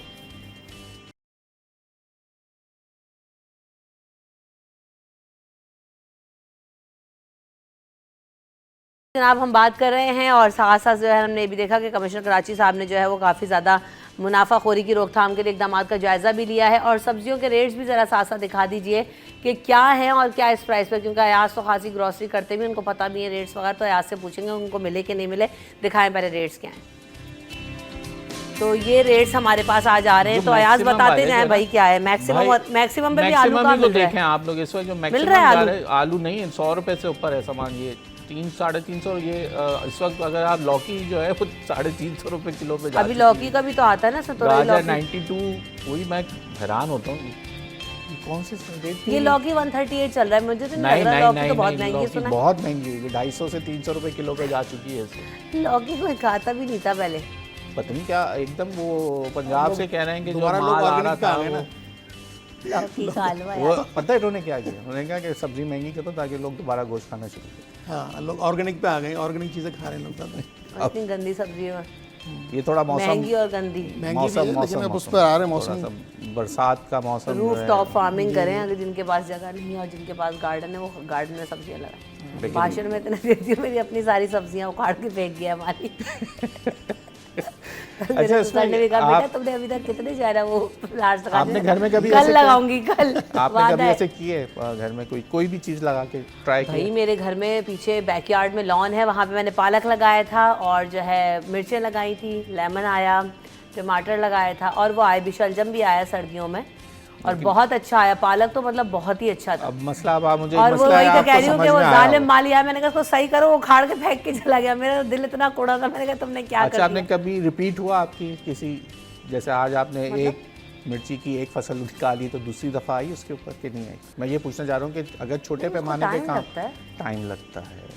अब पालक आज आपने काटे तो कल गार्ड- ऐसे थोड़ी कल फिर आप अब काटने आपने बैठ अगर गए। जैसे एक दफ़ा आपके मिर्चें आ गई या आपने शलजम ले लिए, तो वो आपने एक दफ़ा जब उसको ले निकाल, जारी बात, अब ज़्यादा क्वांटिटी तो नहीं है आपके, एक पौधा लगाया होगा, 2 लगाए होंगे, मुश्किल से आपको मेरे ख्याल 6-8 मिले होंगे, इतने ही मिले होंगे ना। क्या चीज़? शलजम, कोई भी चीज़। हाँ, तो? मिर्ची भी एक पौधे पे कितनी निकली थी आपकी? तो मेरा कहने का मकसद यही है कि ये गार्डनिंग घर पे करने का भी कोई इतना बड़ा फायदा नहीं होता। नहीं, वंस मैं यू हैव, एक टाइम आपका पूरा हो जाता है, फिर अगर उसका बहुत फायदा सीजन होता निकल है। जाता उसमें है, क्या होता है, हाँ सीजन के obviously सीजन off निकल जाएगा season तो फिर नहीं आपने, आता ना। आपकी तो जरूरत तो रोज की है ना, वो तो आपको फिर जाना ही इसमें है। ये होता है कि जैसे अब आप ये आप शौक पूरा कर सकते हैं, लेकिन अपनी जरूरत पूरी नहीं कर जरूरत सकते। पूरी कर सकते हैं। अब ऐसा भी नहीं है कि अब आप बोलेंगे कि जो रोज ही मैंने आज शलजम उगाए, से business अब करना घर शुरू में जो शलजम है तो मैं रोज, आपको पता है तो हमारे आप क्या सामने वालों के सीजन बैंगन में एक दफा शलजम खाएंगे? अरे भाई जब पौधा लगा होता है तो बार बार आ रहे होते हैं उसमें, और एक साथ छोटे बड़े होते हैं, आपने थोड़ा इस्तेमाल की, जैसे बैंगन वगैरह, तुरई वगैरह, टमाटर, तो बहुत बड़ी तादाद में एक ही बेल में इतने सारे आते हैं, आपको पता है? नहीं, लोग मैंने बांट नहीं रहे देखा, होते तभी हैं, तो पूछ रहा हूँ मैं आपसे। बांट रहे होते हैं। इतना भी बैंगन आता है कि वो आप ज़ाहिर है रोज़ तो बैंगन नहीं बनाएंगे ना, तो वो हफ्ते भर में इतना आ जाता है कि आपका वो ठीक हो जाती है क्वांटिटी, अगर आपने ढंग से उसकी देखभाल की और आप उसको देख रहे हैं तो आ जाता है। जब भी मैं आपसे बैंगन के आपसे भुर्ते यही के तो पराठे सवाल बनाए कर रहा जैसे था। पालक मैंने आपको बताया ना कि भाई एक टाइम में अगर मैंने 1 गड्डी जितना पालक उतारा है तो वो अगले हफ्ते फिर रेडी होता है, तो आप 1 हफ्ते बाद ही खाओगे कोई इस तरह की चीज़ तो जो आपके पास है, तो वो हो जाता है अगर आप ढंग से उसको करें। आपको थोड़ा प्लान करना पड़ता है अपनी सब्जी को, लेकिन वो बेस्ट चीज़ है कि आप करें, घर की होती और उसके लिए आपको इतनी बड़ी जरूरत नहीं कि आपको इतना बड़ा कोई लॉन्च चाहिए। आप वो जो अभी तो ऑर्गेनिक बैग्स आ गए उसमें आ गए, मैंने कितना इसलिए अच्छा एक्सपीरियंस उसमें नहीं है लोग कर मेरा, रहे हैं। मैं इसलिए आपसे पूछना चाह नहीं रहा था। आप अगर चाहें तो बिल्कुल करें, आप कर सकते हैं, बिल्कुल ऐसा ही है। साथ साथ हमें वो भी दिखा दें भाई माल का हाल, दिखाइए करेंसी रेट्स क्या हैं। अच्छा जी, कैनेडियन डॉलर 207 पे पहुंच गया है, यूरो की प्राइस 305.35, इसके अलावा ऑस्ट्रेलियन डॉलर 187 पे पहुंच गया है, और अगर हम बात करें यूएस डॉलर की तो 280.4 पे इस वक्त अवेलेबल है। सऊदी रियाल 74.6 पे मिल रहा है। और आज के दिन की अहम मुनासबत ये है कि नाज़िया हसन को हम सब जानते ही हैं, मुल्क की मारूफ तरीन गुलकारा और पॉप सिंगर्स में जो है वो एक अपना नाम रखा, और आज तक भी अगर नाज़िया के गानों को आप सुने तो ऐसा लगता है कि बिल्कुल रिफ्रेशिंग सी वॉइस है। आज उनकी डेथ एनिवर्सरी है, उनके गाने, उनकी मौसीकी और उनका जो स्टाइल है वो अभी भी वैसा ही लोगों को याद है और बिल्कुल रिफ्रेशिंग सा कर देता है। आज भी उनकी याद है, और देखा तो बिल्कुल ऐसे ही लगा कि वाकई यार सुनना चाहिए। Thank you so much Khurshid भाई, आपने वक्त दिया, याद राना साहब आपने वक्त दिया, आप दोनों का बहुत शुक्रिया। वक्त की तरफ बढ़ेंगे, वक्त के बाद हाजिर होंगे। Welcome back in city at 10। तो जनाब हम बात कर रहे हैं जश्न आज़ादी की तैयारियां भी हो रही हैं, और जश्न की जब बात होती है तो अभी हमने कुछ देर पहले अरशद नदीम का जिक्र किया। साथ साथ मैं हर दफ़ा कहती हूँ कि पाकिस्तान में हर कैटेगरी के अंदर इतना टैलेंट मौजूद है कि लोग जा रहे हैं, अपना लोहा मनवा रहे हैं, मेडल्स बहुत सारे आ रहे हैं। अभी मैंने रिसेंटली देखा कि इतनी सारी चैम्पियनशिप्स हुई जिसमें हमने देखा कि ओलंपियाड जो है बच्चों ने जीती है, स्क्वॉश प्लेयर्स जीत रहे हैं, इसके अलावा टेनिस प्लेयर्स जीत रहे हैं, और स्क्रैबल चैम्पियनशिप हमने जीती, और साथ साथ जो है वो बॉक्सिंग में भी हम पीछे नहीं हैं, बॉक्सिंग चैम्पियनशिप भी जीत कर आ रहे हैं। और शहीद आफरीदी मेरे साथ मौजूद हैं जो कि विनर हैं इस वक्त एशियन बॉक्सिंग चैम्पियनशिप के, WBC भी विन किया है, WBA भी विन किया है, और इंडियन प्लेयर्स के साथ मुकाबला था, उनको शिकस्त दी है। तो वेलकम करते हैं शहीद को शो में। अस्सलाम वालेकुम, कैसे हैं शहीद? वालेकुम सलाम, thank you so much. Many congratulations again. आप हम तो हमारी तो दुआएं थी कि आप जब भी जाएं और जीत कर आएँ। तो सबसे पहले तो ये चैम्पियनशिप्स के बारे में बताएं कि कैसे मुकाबले रहे, कहाँ कहाँ ये चैम्पियनशिप्स हुई और कैसी परफॉर्मेंसेस थी? जी देखें, इसका मैंने ऐलान इधर ही आपके शो पे किया था। मैं जुलाई में गया था फ़ाइट खेलने, बैंकॉक में मेरी फ़ाइट थी, और थाईलैंड, इंडोनेशिया, इन सारे मुल्कों से होता हुआ फिर मैं इंडिया से मेरा था लास्ट फ़ाइट थी, और अल्हम्दुलिल्लाह 10 राउंड की फ़ाइट थी, उसको मैंने तीसरे राउंड में नॉकआउट किया, और अल्हम्दुलिल्लाह वो मैं जीता आप सबकी दुआओं से। Very nice. तो हम तो बिल्कुल ही लुक फॉरवर्ड कर रहे थे कि शहीद जो है वो इंशाल्लाह ताला जीत कर ही आएंगे। तैयारी कैसी रही थी, कितनी मेहनत की थी, और क्या वाकई बहुत टफ मुकाबला था? अगर आपने 3rd राउंड में नॉकआउट कर दिया तो कहीं ऐसा तो नहीं था कि प्लेयर ही बहुत ज़्यादा जो है वो तैयारी के साथ नहीं थे, या क्या वजह थी? जी देखिए, लड़का जो था वो बिल्कुल तैयारी के साथ आया था और इस लड़के से मेरी पहली फ़ाइट ड्रॉ हुई थी। बहुत टफ फाइट हुई थी, उससे पहले 10 राउंड हमने पूरे खेले थे। अच्छा। लेकिन काफ़ी चीज़ें ऐसी थी, जब मेरी टीम ने मेरे साथ वर्क किया, हमने पूरी चीज़ों को मैनेज किया, उसकी गलतियां नोट की और उन गलतियों पे काम किया उसके, और जो हमने रिज़ल्ट एक्सपेक्ट कर रहे थे वही हुआ। हम सोच रहे थे कि 7वें 8वें राउंड में नॉकआउट होगा, पर हमारी मेहनत ज़्यादा थी, अल्हम्दुलिल्लाह हम फाइट जीत के जल्दी। तो आपकी टीम में कौन कौन लोग हैं, किस तरह से आपको असिस्ट करते हैं, किन टेक्निक्स के ऊपर काम करते हैं शहीर आप? जी देखें, हम प्रोफेशनल बॉक्सिंग की हमारी टीम है और इसमें हमारे बॉक्सिंग के कोच हैं, टेक्निकल कोच हैं, इसके अलावा मेरे साथ स्ट्रेंथ एंड कंडीशनिंग के कोच हैं। तो हम हर चीज़ को लेकर चलते हैं साथ। थोड़ा सा मैं ये कहूँगा कि पाकिस्तान में इस चीज़ की नॉलेज कम है। लोग सिर्फ एक ही चीज़ पे पड़े जाते हैं कि यार हमने बॉक्सिंग के साथ स्ट्रेंथ एंड कंडीशनिंग भी है, आपने अपनी बॉडी को भी मेंटेन करना है, अपनी डाइट भी देखनी है, अपनी रूटीन भी देखनी है, साथ साथ थोड़ा स्विमिंग और ये सब हर चीज़ से ना अपने आप को लेकर बैलेंस लेके चलना है। तो इंशाल्लाह फिर ये कि माइंड सेट रहता है। और फाइट आप जिस तरीके से, अब मैं अगर नॉर्मली खेलता तो शायद मैं उस तरीके से ना खेल पाता जिस तरीके से मैंने अभी खेला है। 10वें 12वें राउंड में फ़ाइट जाती, लेकिन ये मेरी टीम की मेहनत थी मेरे साथ, जो मैं तीसरे राउंड में नॉकआउट किया। कौन कौन लोग आपके साथ ऑन बोर्ड रहे? क्योंकि हमारे यहाँ सबसे ज़्यादा जो बहस अभी छिड़ी हुई होती है हमेशा कि भाई इदारे साथ नहीं देते, हुकूमत साथ नहीं देती, तो किन लोगों का कोलैबोरेशन रहा? ये सब कुछ खुद किया है, प्राइवेट स्पॉन्सर ढूंढे क्या, किस तरह से जाते हैं आप और किस तरह से अपना जो शौक़ है, पैशन है, उसको कंटिन्यू कर रहे हैं? जी क्योंकि देखें, उमूमन हमारे यहाँ इन खेलों का कोई रुझान हुकूमती सतह पर तो नज़र नहीं आ रहा, ना हमारे यहाँ जो है क्लब्स इस तरह से आबाद हैं। जी देखें, हुकूमती सतह पे तो ऑब्वियसली मुझे सपोर्ट नहीं किया जाता, लेकिन मैं आप सबको मालूम है कि सिंध पुलिस से भी मेरा ताल्लुक़ है।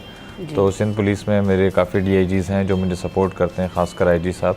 सही। तो उन सब ने मुझे सपोर्ट किया, स्पेशली DIG असफर मैसर साहब, उन्होंने स्पॉन्सरशिप के लिए कंपनीज़ को रिक्वेस्ट की और मैं फिर गया फ़ाइट खेलने। तो मेरे जो स्पॉन्सरशिप का एक जो सरदर्दी होती है वो तो क्लियर हो जाती है अल्हम्दुलिल्लाह मेरे जो ऑफिसर्स हैं उनकी तरफ से। लेकिन बाकी जो ट्रेनिंग होती है ऑब्वियसली वो मेरी ज़िम्मेदारी है, तो मैं वो ख़ुद पूरी करता हूँ और जो रिज़ल्ट होता है वो आपके सामने। बिल्कुल ऐसा ही है। तो अचीवमेंट्स तो ये आपकी तस्वीर में भी आ रहा है कि आप 3-3 मेडल्स लेकर खड़े हुए हैं। किस तरह की फीलिंग है? अच्छा इस्तकबाल भी आपका जो है वो किया गया है, इस वक्त जो आपने पिक्चर्स वगैरह हमें यहाँ पे दिए हम देख रहे हैं। तो ओवरऑल कितनी हद तक सपोर्ट है सबकी, घर वालों की, फैमिली की, और जब जीत कर आते हैं तो पाकिस्तान में कैसा रिस्पांस मिलता है शहीद? जी मेरी फ़ाइट ये जो इंडिया से जब डन हुई तो उस वक्त तो मैं बिल्कुल एक प्रोफेशनली और नॉर्मली इस फ़ाइट को ले रहा था, लेकिन फ़ाइट से एक दिन पहले ना सब दोस्तों के मैसेज आ रहे हैं, मीडिया के दोस्तों के मैसेज आ रहे हैं, सबसे आ रहे हो इंडिया से मत हारना।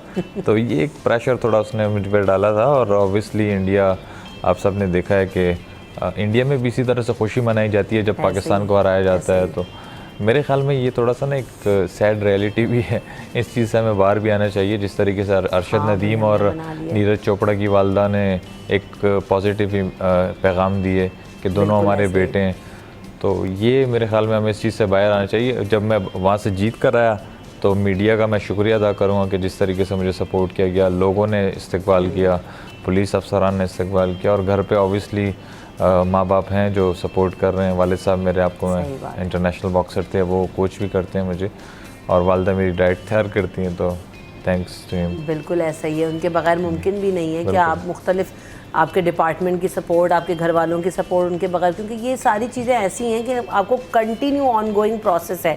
ऐसा नहीं आज जीत कर आ गया और जी कल ख़त्म हो गया। तो शहीर आने के बाद क्या रूटीन होता है, किस तरह से थोड़ा रेस्ट करते हैं, थोड़ा ब्रेक दे देते हैं, फिर अगली चैम्पियनशिप की तैयारी करते हैं, क्या किस तरह से अब मैनेज? जी देखें, ये मेरी फ़ाइट हुई थी 6 जुलाई को और मैं 12 तारीख को वापस आ गया था। तो उन दिनों मुहर्रम के दिन चल रहे थे, तो मैं 10-12 दिन मैंने रिलैक्स किया, उसके बाद मैंने ट्रेनिंग स्टार्ट की। अब मेरी 7 सितंबर मेरी अगेन फ़ाइट है अगेंस्ट अफ्रीका, और मैंने जो टाइटल जीते हैं, जो 3 टाइटल हैं मेरे पास, I will defend this title against Africa, और इंशाल्लाह आई होप कि मैं पाकिस्तान को एक और खुशी दूंगा इंशाल्लाह ताला। तो कहाँ होगा ये जो चैम्पियनशिप होगी? ये फ़ाइट फ़िलीपींस में होगी इंशाल्लाह, और वहाँ पर एक ही फ़ाइट होगी 12 राउंड की। जी, तो ये तीनों टाइटल में डिफेंड। तो एक जो राउंड होता है वो कितनी देर का होता है? 3 मिनट का एक राउंड होता है, और उसमें तकरीबन 1 मिनट का रेस्ट होता है, और 12 राउंड की 10 राउंड की फ़ाइट होती है। तो ऑलमोस्ट ये 40 मिनट की फ़ाइट होती है, लेकिन वक्त गुजारना कभी कभी मुश्किल हो जाता है उनके लिए जो मेहनत नहीं करते, जो ट्रेनिंग नहीं करते, जिनका स्टेमिना गैस आउट हो जाता है, तो वो काफ़ी तकलीफ़ में होते हैं रिंग में फिर। इंजरीज़ जो हैं वो भी यकीनन होती होंगी, क्योंकि आप मल्टीपल फाइट्स अभी देख रहे हैं, बैक टू बैक कर रहे हैं, तो उसको किस तरह से मैनेज करते हैं? या आदत हो जाती है बॉडी को, क्या होता है शहीद? देखें, इंजरीज़ मुझे पहले बहुत हुई हैं, मेरे शोल्डर मसल काफ़ी ख़राब हुए हैं, लेकिन ऑब्वियसली बॉक्सर को फ़िट रहना हर तरह से बहुत ज़रूरी है। और जनवरी में मेरी एक फ़ाइट हुई थी, उसमें मुझे बहुत टफ फाइट थी वो, और वो फाइट में मुझे इंजरी हुई थी, मेरी जॉ लाइन थोड़ी सी इसमें फ्रैक्चर हुआ था। फिर उसके बाद मैंने 4 महीने का रेस्ट लिया था, फिर मैंने अप्रैल में फ़ाइट की थी, जब मुझे शाहिद खान अफरीदी साहब ने सपोर्ट किया था फ़ाइट के लिए। तो ये एक प्रोसेस है, आपकी बात ठीक है, बैक टू बैक फ़ाइट्स में इंजरीज़ होती हैं, लेकिन अल्हम्दुलिल्लाह मैं 2 फाइट्स में अभी तक सेफ़ रहा हूँ, क्योंकि एक मेरी माइंड स्ट्रेटजी ये होती है कि यार मैं hit and don't get hit, मारो और बचो, बस ये मेरा एक होता है प्लान। और जिस तरीके से मैं चल रहा हूँ अभी तक तो बचा हूँ, बाकी आप सबकी दुआओं से इंशाल्लाह आगे भी बचते रहेंगे। क्योंकि बॉक्सिंग तो देख के डर लग रहा होता है कि भाई ये तो हड्डी पसली तोड़ने वाला काम है और बिल्कुल टूटेगा ऐसे ही भी, है। तो यकीनन ऐसा होता है। और जो सामने वाला है वो भी अगर इंजर्ड हो जाता है या हो जाता है तो उसका तो यकीनन बेनिफिट तो होता ही है फ़ाइट में, लेकिन किस तरह से बचाया जाता है कि कोई जानलेवा इंजरीज ना हो? क्योंकि ऑब्वियसली आप खेलने गए हैं, बिल्कुल ऐसा आप ही है, किसी की जान से तो नहीं मजाक करने गए, तो ये एक बड़ा मुझे लगता है बड़ा क्रिटिकल सा गेम है। बिल्कुल, इसमें जो रेफरी होता है उसका बड़ा किरदार होता है। Back of the head allow नहीं है, पीछे अलाउ नहीं है, इसके यहाँ पर रिप्स वगैरह में आप मार सकते हैं, सामने मार सकते हैं, लेकिन ये जो आपका माइंड है इस पर काफ़ी बॉक्सर इससे कॉमा में गए हैं, डेथ हुई है उनकी। लेकिन यहाँ पे आजकल बहुत स्ट्रिक्टनेस आ गई है और रूल वगैरह उन्होंने रख लिए हैं कि बैक ऑफ द हेड पंच लगता है, 3 फाउल होते हैं, उसके बाद डिस्क्वालिफिकेशन हो जाती है। तो बॉक्सर्स भी अभी देखते हैं और बड़ा ख्याल करते हैं, तो ये है कि लेकिन वो आपको पता है हीट ऑफ द मोमेंट में पंच लग ही जाते हैं, कुछ भी होता है। एग्जैक्टली, क्योंकि अब उस वक्त आप जोश में इतना होते हैं और चीज़ें होती हैं। मुख्तलिफ डिपार्टमेंट से भी जो है वो इधर तस्वीर आपने दिखाई हैं, मुलाकातें हुई आपकी, तो आने के बाद कहाँ कहाँ आप गए, किन किन लोगों से मुलाकातें हुई और किस तरह के जो है वो आपको रिवॉर्ड्स मिले? क्योंकि अभी हम देख रहे हैं कि अरशद साहब को तो बहुत ज़्यादा ऑब्वियसली कि एक रिकॉर्ड बनाया, एक बहुत डिफरेंट तरह की अचीवमेंट हमारे मुल्क में आई इतने साल में। अरशद नदीम ने बहुत बड़ा काम किया है, बिल्कुल ऐसा ही, और वो मुझे उम्मीद है कि ये रिकॉर्ड इंशाल्लाह अगले ओलंपिक्स तक कायम रहेगा और ये दोबारा इसी अरशद नदीम ही ब्रेक कर सकता है और किसी में मेरे ख्याल में। और मैं तो कह रही हूँ कि और लोग जाएं भाई ओलंपिक्स में, बिल्कुल ऐसा ही हर तरह के मुकाबले हो रहे हैं और हमारे यहाँ टैलेंट हर तरह का मौजूद है। अरशद नदीम के जीतने के बाद एक मैंने माहौल देखा नौजवानों में, बिल्कुल एक ओलंपिक्स का नाम तक नहीं सुना था उन्होंने, और एक हवा चली कि यार ओलंपिक्स भी कोई चीज़ है। और आपने देखा चाइना और यूएसए उसमें आपस में लड़ते हैं कि मेडल कौन लेगा, और अभी चाइना और यूएसए ने 40 गोल्ड मेडल्स लिए हैं। बिल्कुल ऐसा ही है, और दोनों एक दूसरे से इस बैटल में थे कि कौन ऊपर आएगा, सुपर पावर की एक जंग थी, और हम लोग एक मेडल 40 साल लेने के बाद, तो बड़ा एक हमारे सैड रियलिटी है। और हम इंशाल्लाह उम्मीद है कि आने वाली यूथ इस पर कोशिश करेगी। असल में यूथ का भी इतना काम नहीं है, कैसे मोटिवेट करें ना, अब यूथ तो करी, मैं देख रही हूँ ना, आप जैसे हो, आप गए हो खेलने के लिए, इसके अलावा जैसे मैंने स्टार्टिंग में जिक्र किया था कि अभी हमारे जो बच्चे हैं, क्योंकि जैसे शहीर आप आते हैं, हम बुलाते हैं चैम्पियनशिप्स के बाद भी, पहले भी क्या हो रहा है, इसी तरह टेनिस प्लेयर्स भी आते हैं, स्कॉश प्लेयर्स भी आते हैं, स्क्रैबल में बच्चे जीत कर आए, अभी पहुँचे नहीं, आएंगे तो यकीनन यहाँ पर भी सिटी 10 में भी होंगे। लेकिन बात यही है कि हर कैटेगरी में मैं देख रही हूँ कि बच्चे पार्ट ले रहे हैं, यूथ जो है ना वो अपनी अपनी कैपेसिटी में, लेकिन क्या हो रहा है कि या तो हाईलाइट नहीं हो रहे, मौके नहीं मिल रहे, और टैलेंट प्रोड्यूस इस तरह से करने के जैसे मल्टीप्लाई नहीं हो रही चीज़। बिल्कुल ऐसे ही है, ऐसे ही। तो उसको करने के लिए academies, schools, colleges, district level, इन चीज़ों पे कर। अब आपने कब लास्ट मुकाबला यहाँ पर डिस्ट्रिक्ट या पाकिस्तान में कब खेला है? आपकी पाकिस्तान में कोई फाइट हुई है मुझे बताएं, कब आपने आखिरी दफ़ा यहाँ बॉक्सिंग चैम्पियनशिप में आपने पार्ट लिया है? यहाँ पे अगर आप पार्ट लेते भी हैं तो दूसरी फेडरेशन आके कोई मसला कर देती है कि यार ये वाली बॉक्सिंग अलाउ नहीं है, ये नहीं है, वो नहीं, तो ये एक बड़ा एक थोड़ा सा मसले हैं यहाँ पर। इंशाल्लाह उम्मीद है आने वाले वक्त में सब ठीक होगा। असल में फेडरेशंस के जो हमारे सदर है ना, सीधी बात है, जो भी फेडरेशन का सदर है पहले तो उसको पकड़ेंगे वो गेम जानता भी है या नहीं। मतलब जो हमारे फेडरेशन बॉक्सिंग फेडरेशन का सदर है, आप यकीन करें वो बॉक्सिंग के बारे में कुछ नहीं जानता। ये मैंने एक मसला नहीं, कई फेडरेशन का सुना है कि नॉन रेलेवेंट लोग हायर हुए हैं उसमें। अब वो आपको पता है किस तरीके से ऊपर आते हैं, तो फिर वो आप क्या एक्सपेक्ट करेंगे उनसे कि वो स्पोर्ट्समैन की क्या एहसास करेंगे, उनके दिल में क्या होगा कि स्पोर्ट्समैन अपनी डाइट क्या ले, ट्रेनिंग क्या करे। तो बस वो कहते हैं आप भी चलाओ, हम भी चला रहे हैं, इसी तरह से चल रहा है सब। एकेडमीज़ की कितनी ज़रूरत है कि जहाँ पर जब एकेडमीज़ होंगी, गली मोहल्लों में होंगी, करीब इलाकों में होंगी, तो और ज़्यादा टैलेंट वहाँ पर जा सकेगा, ट्रेन कर सकेगा। हमारे यहाँ इस चीज़ का बड़ा फुकदान हमें नज़र आ रहा है। मेरे ख्याल में कराची में तो बहुत ज़्यादा है, मुझे और शहरों का नहीं पता। यहाँ पे काफ़ी एकेडमीज़ ऐसी हैं जहाँ पर अब मैंने देखा है कि जो सरकारी ग्राउंड थे उनको उन्होंने ख़त्म कर दिया, एक प्राइवेट उसमें ग्रास वगैरह लगा के ग्रिल लगा दी, उसकी फ़ीसेस रख ली हैं। तो मतलब वहाँ पे आप जाते हैं, या तो फैमिली पार्क होता है, या तो उन्होंने अपना कोई वहाँ पे मेला लगाया हुआ होता है, या हर बंदे ने अपनी दुकान खोली हुई है।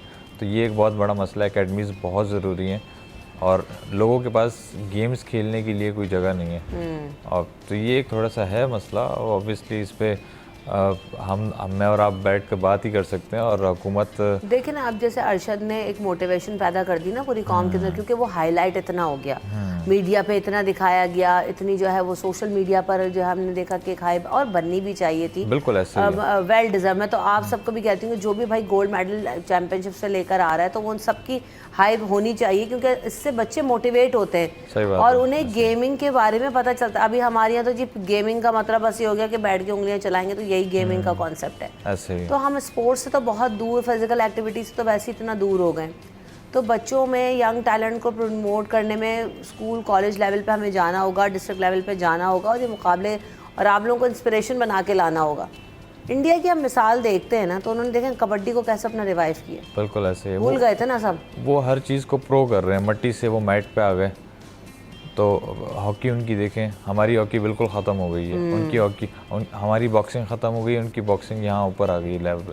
तो उनके आप ओलंपिक्स में एथलीट्स चेक करें, हमारे चेक करें, हमारे 7 लड़के गए थे जिसमें 6 वाइल्ड कार्ड थे, एक ही अरशद ने क्वालिफाई किया था और वो 147 एथलीट के साथ गए थे। लेकिन अब अफसोस कर रहे हैं, क्या करें, मुझे तो ऑब्वियसली बिल्कुल ऐसा ही है।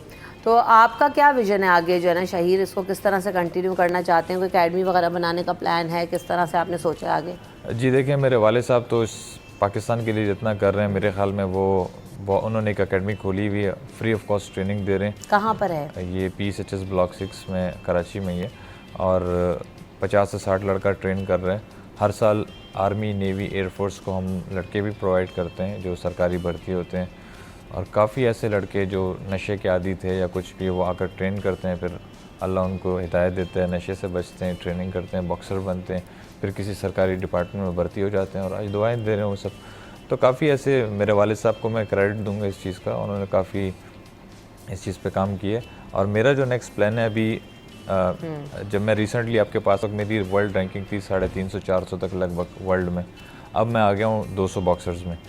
तो इंशाल्लाह उम्मीद है कि मैं नेक्स्ट जो मेरी सितंबर में फ़ाइट है, उसके अलावा मैं कंटिन्यू 3-4 फाइट्स खेलूँगा, क्योंकि मेरी कल ही मुलाकात हुई थी DIG पीर मोहम्मद शाह साहब से और नासिर आफ्ताब साहब से। दोनों ने मुझे कहा है कि हम आपको जो आपकी कंटिन्यू 3 फाइट्स हैं उनके लिए हम आपको स्पॉन्सर करेंगे। और मैं, आप यकीन माने, मैं तो ख़ुद को बहुत लकी महसूस करता हूँ कि मैं सिंध पुलिस का हिस्सा हूँ। और इतने ज़बरदस्त मेरे ऑफिसर्स हैं, ये DIG साहब जितने भी हैं। अली रज़ा साहब का आपने देखा होगा, हर बार एयरपोर्ट आ जाते हैं मुझे लेने के लिए।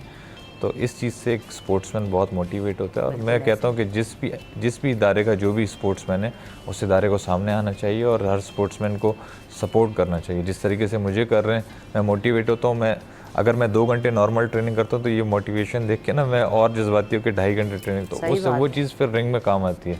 और फिर ये होता है ना कि आपके बड़े आपका जब साथ दे रहे होते हैं ना, चाहे वो घर के बड़े हों, चाहे वो आपके डिपार्टमेंट, आपके वर्क प्लेसेस पर, तो आपका मोटिवेशन लेवल वैसे भी बढ़ जाता है कि नहीं यार, आप मुझे उनकी एक्सपेक्टेशंस को मीट करना है। तो ये बहुत अच्छी चीज़ है। उसमें सिंध पुलिस भी आपका साथ दे रही, शहीर आप भी बहुत अच्छा कर रहे हैं। देन अगेन आपको गुड लक कि आप जाएँ और सितंबर में फिर जो है वो टाइटल जीत कर वापस आएँ और हम आपको फिर यहाँ पर बुलाएँ। Many congratulation again and thank you so much for coming in the show. हम यहाँ पे ब्रेक की तरफ बढ़ेंगे, ब्रेक के बाद हाजिर होंगे अगले सेगमेंट।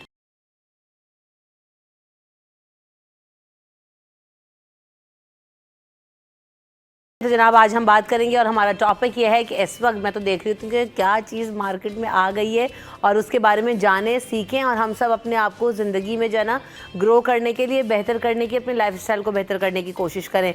तो जी जाते हुए देखा कि अमरूद आ गए हैं मार्केट में, और अमरूद जो है ना वो सबके फेवरेट होते ही हैं और उसके फ़वाइद बेइंतहा हैं।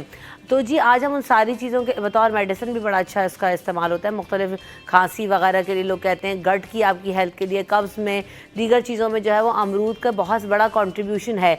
तो एक तो मज़ेदार फ्रूट है, दूसरा ये कि उसके फ़वाइद बहुत ज़्यादा है, लेकिन क्या क्या हैं, किस तरह से इस्तेमाल करना है, ये सब हम जानने की कोशिश करेंगे। और हमेशा मैं कहती हूँ हमारे पास इसके लिए एक्सपर्ट्स मौजूद होते हैं, वो हमें बेहतर तरीके से गाइड करते हैं। तो इस वक्त हमारे साथ जो है वो आगा अब्बास साहब मौजूद हैं, वेलकम करेंगे उनको शो में। और साथ साथ मेरे साथ रानी आपा भी मौजूद हैं, उनको भी वेलकम करते हैं। अस्सलाम वालेकुम, कैसे हैं आप दोनों? वालेकुम सलाम। खुश आमदीद आप दोनों को शो में। बहुत शुक्रिया। और जी अमरूद जब देखे तो मैंने कहा जी सबसे पहले तो यही जानो भाई अब अमरूद में क्या क्या है, क्योंकि जब हमने नाशपाती देखी हमने उस पर बात की, एप्पल्स भी आ गए हैं, भी आगे आने वाले दिनों में उस पर भी शो करेंगे।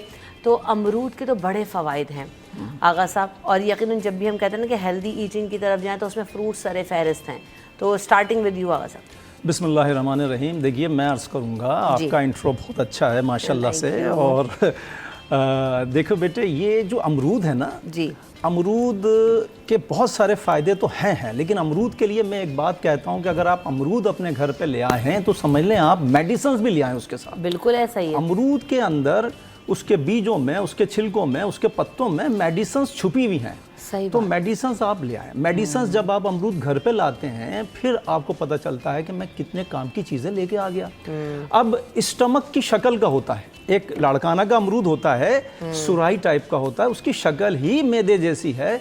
और मैदे की जुमला अमराज, जितने भी मैदे के अमराज हैं सब दूर करता है। उसको खाने की तरकीब है, अच्छा, उसको खाना खाने के बाद फ़ौरन खाया जाता है। कुछ फ्रूट खाना खाने के 1 घंटे के बाद, आधे घंटे, लेकिन इसको खाना खाने के फ़ौरन बाद खा लें। अब 2 अमरूद धोकर अच्छी तरह से खा लें, हर फ्रूट को अच्छी तरह से धोएं, क्योंकि जानवरों का बोल और ब्राज वो इसके ऊपर होता है, अच्छी तरह से धोना चाहिए। मैंने देखा बहुत सारे लोग बगैर धोए खा लेते हैं, बीमार वही लोग पड़ते हैं, उल्टा फ़ायदा हो जाता है, यानी कि उल्टा नुकसान हो जाता है। तो अच्छी तरह से धो के इसको खाया जाए। 2 अमरूद खा लिए जाएं, मैदे की जलन को, गैस को, मैदे की तेज़ाबियत को, और बहुत सारी जगह तो लोगों को अगर मोशन भी लगे हों उनको भी हम खिलाते हैं, अगर पेचिश आ रही उनको भी इस तरह खिलाते हैं, तो उनको फ़ायदा करता है। और ये अमरूद जो है तमाम दिल की बीमारी को दूर करता है, जिगर की बीमारी को दूर करता है, दिमाग के अमराज को दूर करता है। अच्छा, अमरूद खाने के बड़े फ़ायदे हैं।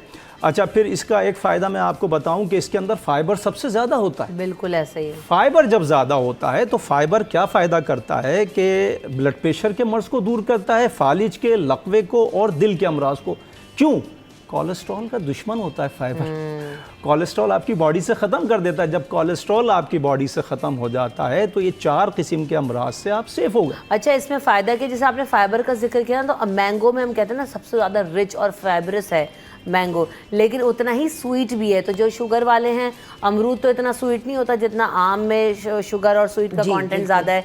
तो उनको कहते हैं ना कि आड़ू और अमरूद इस्तेमाल करें आपा, क्योंकि उसमें शुगर कंटेंट भी कम है। हाँ, और जैसे आगा साहब ने फाइबर बताया बहुत कि ज़्यादा फाइबर है। बहुत जी, ज़्यादा जी, कोलेस्ट्रॉल और इनके डायबिटिक पेशेंट्स के लिए बहुत अच्छा है। जी जी बिल्कुल, आका साहब ने बहुत ही खूबसूरत बात बताई अमरूद के मुतालिक। अमरूद वाकई अल्लाह की तरफ से एक बेहतरीन तोहफ़ा है। हाँ। और इसका यानी लज्जत इसकी जो है बहुत ही मेरा तो बहुत ही फेवरेट है। हाँ। और इसके अंदर आप देखें कि आयरन बहुत ज़्यादा मौजूद है, इसमें विटामिन सी बहुत ज़्यादा मौजूद है, फाइबर आप देख रहे हैं कि कितना ज़्यादा मौजूद है कि जिन लोगों को कॉन्स्टिपेशन का मसला है, या मैदे का मसला है, या जिगर का मसला है, या पेट के अंदर दर्द का मसला है, तो उसके लिए अमरूद का कसरत से इस्तेमाल बेहतरीन है। लेकिन वो अमरूद जो पीले रंग का हो जाता है।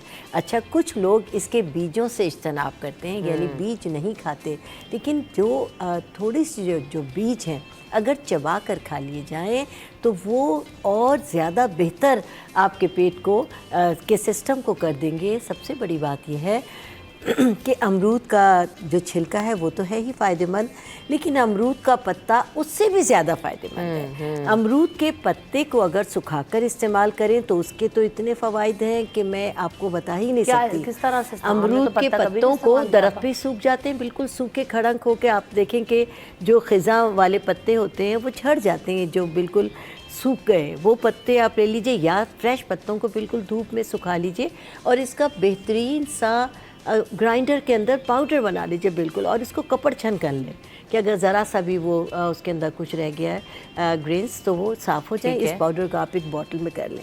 सबसे बड़ी बात यह है कि वो बच्चे, वो बच्चियाँ या वो बड़े जिनको लूज़ मोशन होते हैं, यानी आजकल का जो वेदर है उसके अंदर लोगों का जो ये स्टमक सिस्टम है बहुत डिस्टर्ब है, तो दही का एक कप लें और उसके अंदर आधा टीस्पून इस पाउडर को मिलाकर, और क्योंकि इसमें जायके में भी फ़र्क नहीं पड़ेगा, अगर कोई चाहे कि इसके अंदर थोड़ा सा जायके को बेहतर करने के लिए शुगर को मिला लें तो बेहतर है, अदरवाइज़ ऐसे ही अगर खिला दें तो उसको टांका लग जाएगा जिसको बहुत ज़्यादा लूज़ मोशन हो रहे हैं। और अपने सिस्टम को बेहतरीन करने के लिए अगर दही के साथ दिन में 2 बार इसका इस्तेमाल किया जाए इस पाउडर का तो ज़बरदस्त होता है। इसके पत्ते अगर फ्रेश, अच्छा फ्रेश पत्तों का भी बताइएगा, लेकिन आपका कॉलर भी उनको भी शामिल करते हैं। अस्सलाम वालेकुम। अस्सलाम वालेकुम। मोहम्मद बात कर रहे हैं। बिल्कुल ठीक हूँ। आगा साहब को, रानिया बाजी को भी हमारा बहुत बहुत सलाम, और हमारा 14 साल इसलिए आप सब लोगों को बहुत बहुत मुबारक देता। Thank you. और आगा साहब बड़े दिनों के बाद आपके चैनल पे नजर आए जी, ऐसा ही है। प्यारी बातें बताते हैं। रानी बाजी का तो मेरे पास नंबर है, वो होके आती थी, मुझे आगा साहब का भी नंबर चाहिए, आगा साहब से भी हम राब्ता करना चाहते हैं। ठीक है मिसेस महमूद, आप पीसीआर में रब्ता कीजिएगा, आपको दे देंगे।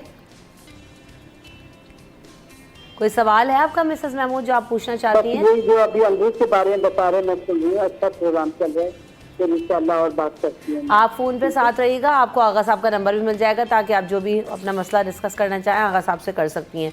फ्रेश पत्तों का आप बता रही थी। अच्छा जी, फ्रेश पत्ते वो लोग जिनको मुंह की बदबू की प्रॉब्लम है, वो लोग जिनको मसूड़ों का प्रॉब्लम है, वो लोग जिनको दांतों के दर्द का प्रॉब्लम है, वो लोग जिनको गले की स्वेलिंग का प्रॉब्लम है, वो लोग जिनको टॉन्सिल्स हो जाते हैं, वो सिंपल इन फ्रेश पत्तों को 2, 4, 6 फ्रेश पत्ते लें, जैसे आगा साहब ने बताया कि धो लें बहुत अच्छी तरह, क्योंकि उसके ऊपर मिट्टी भी बहुत जमा होता है, बहुत सारी चीज़ें होती हैं जो हर चीज़ पर जमा हो जाती हैं। उसको अच्छी तरीके से धोने के बाद 1 से 1.5 कप पानी में पका लें।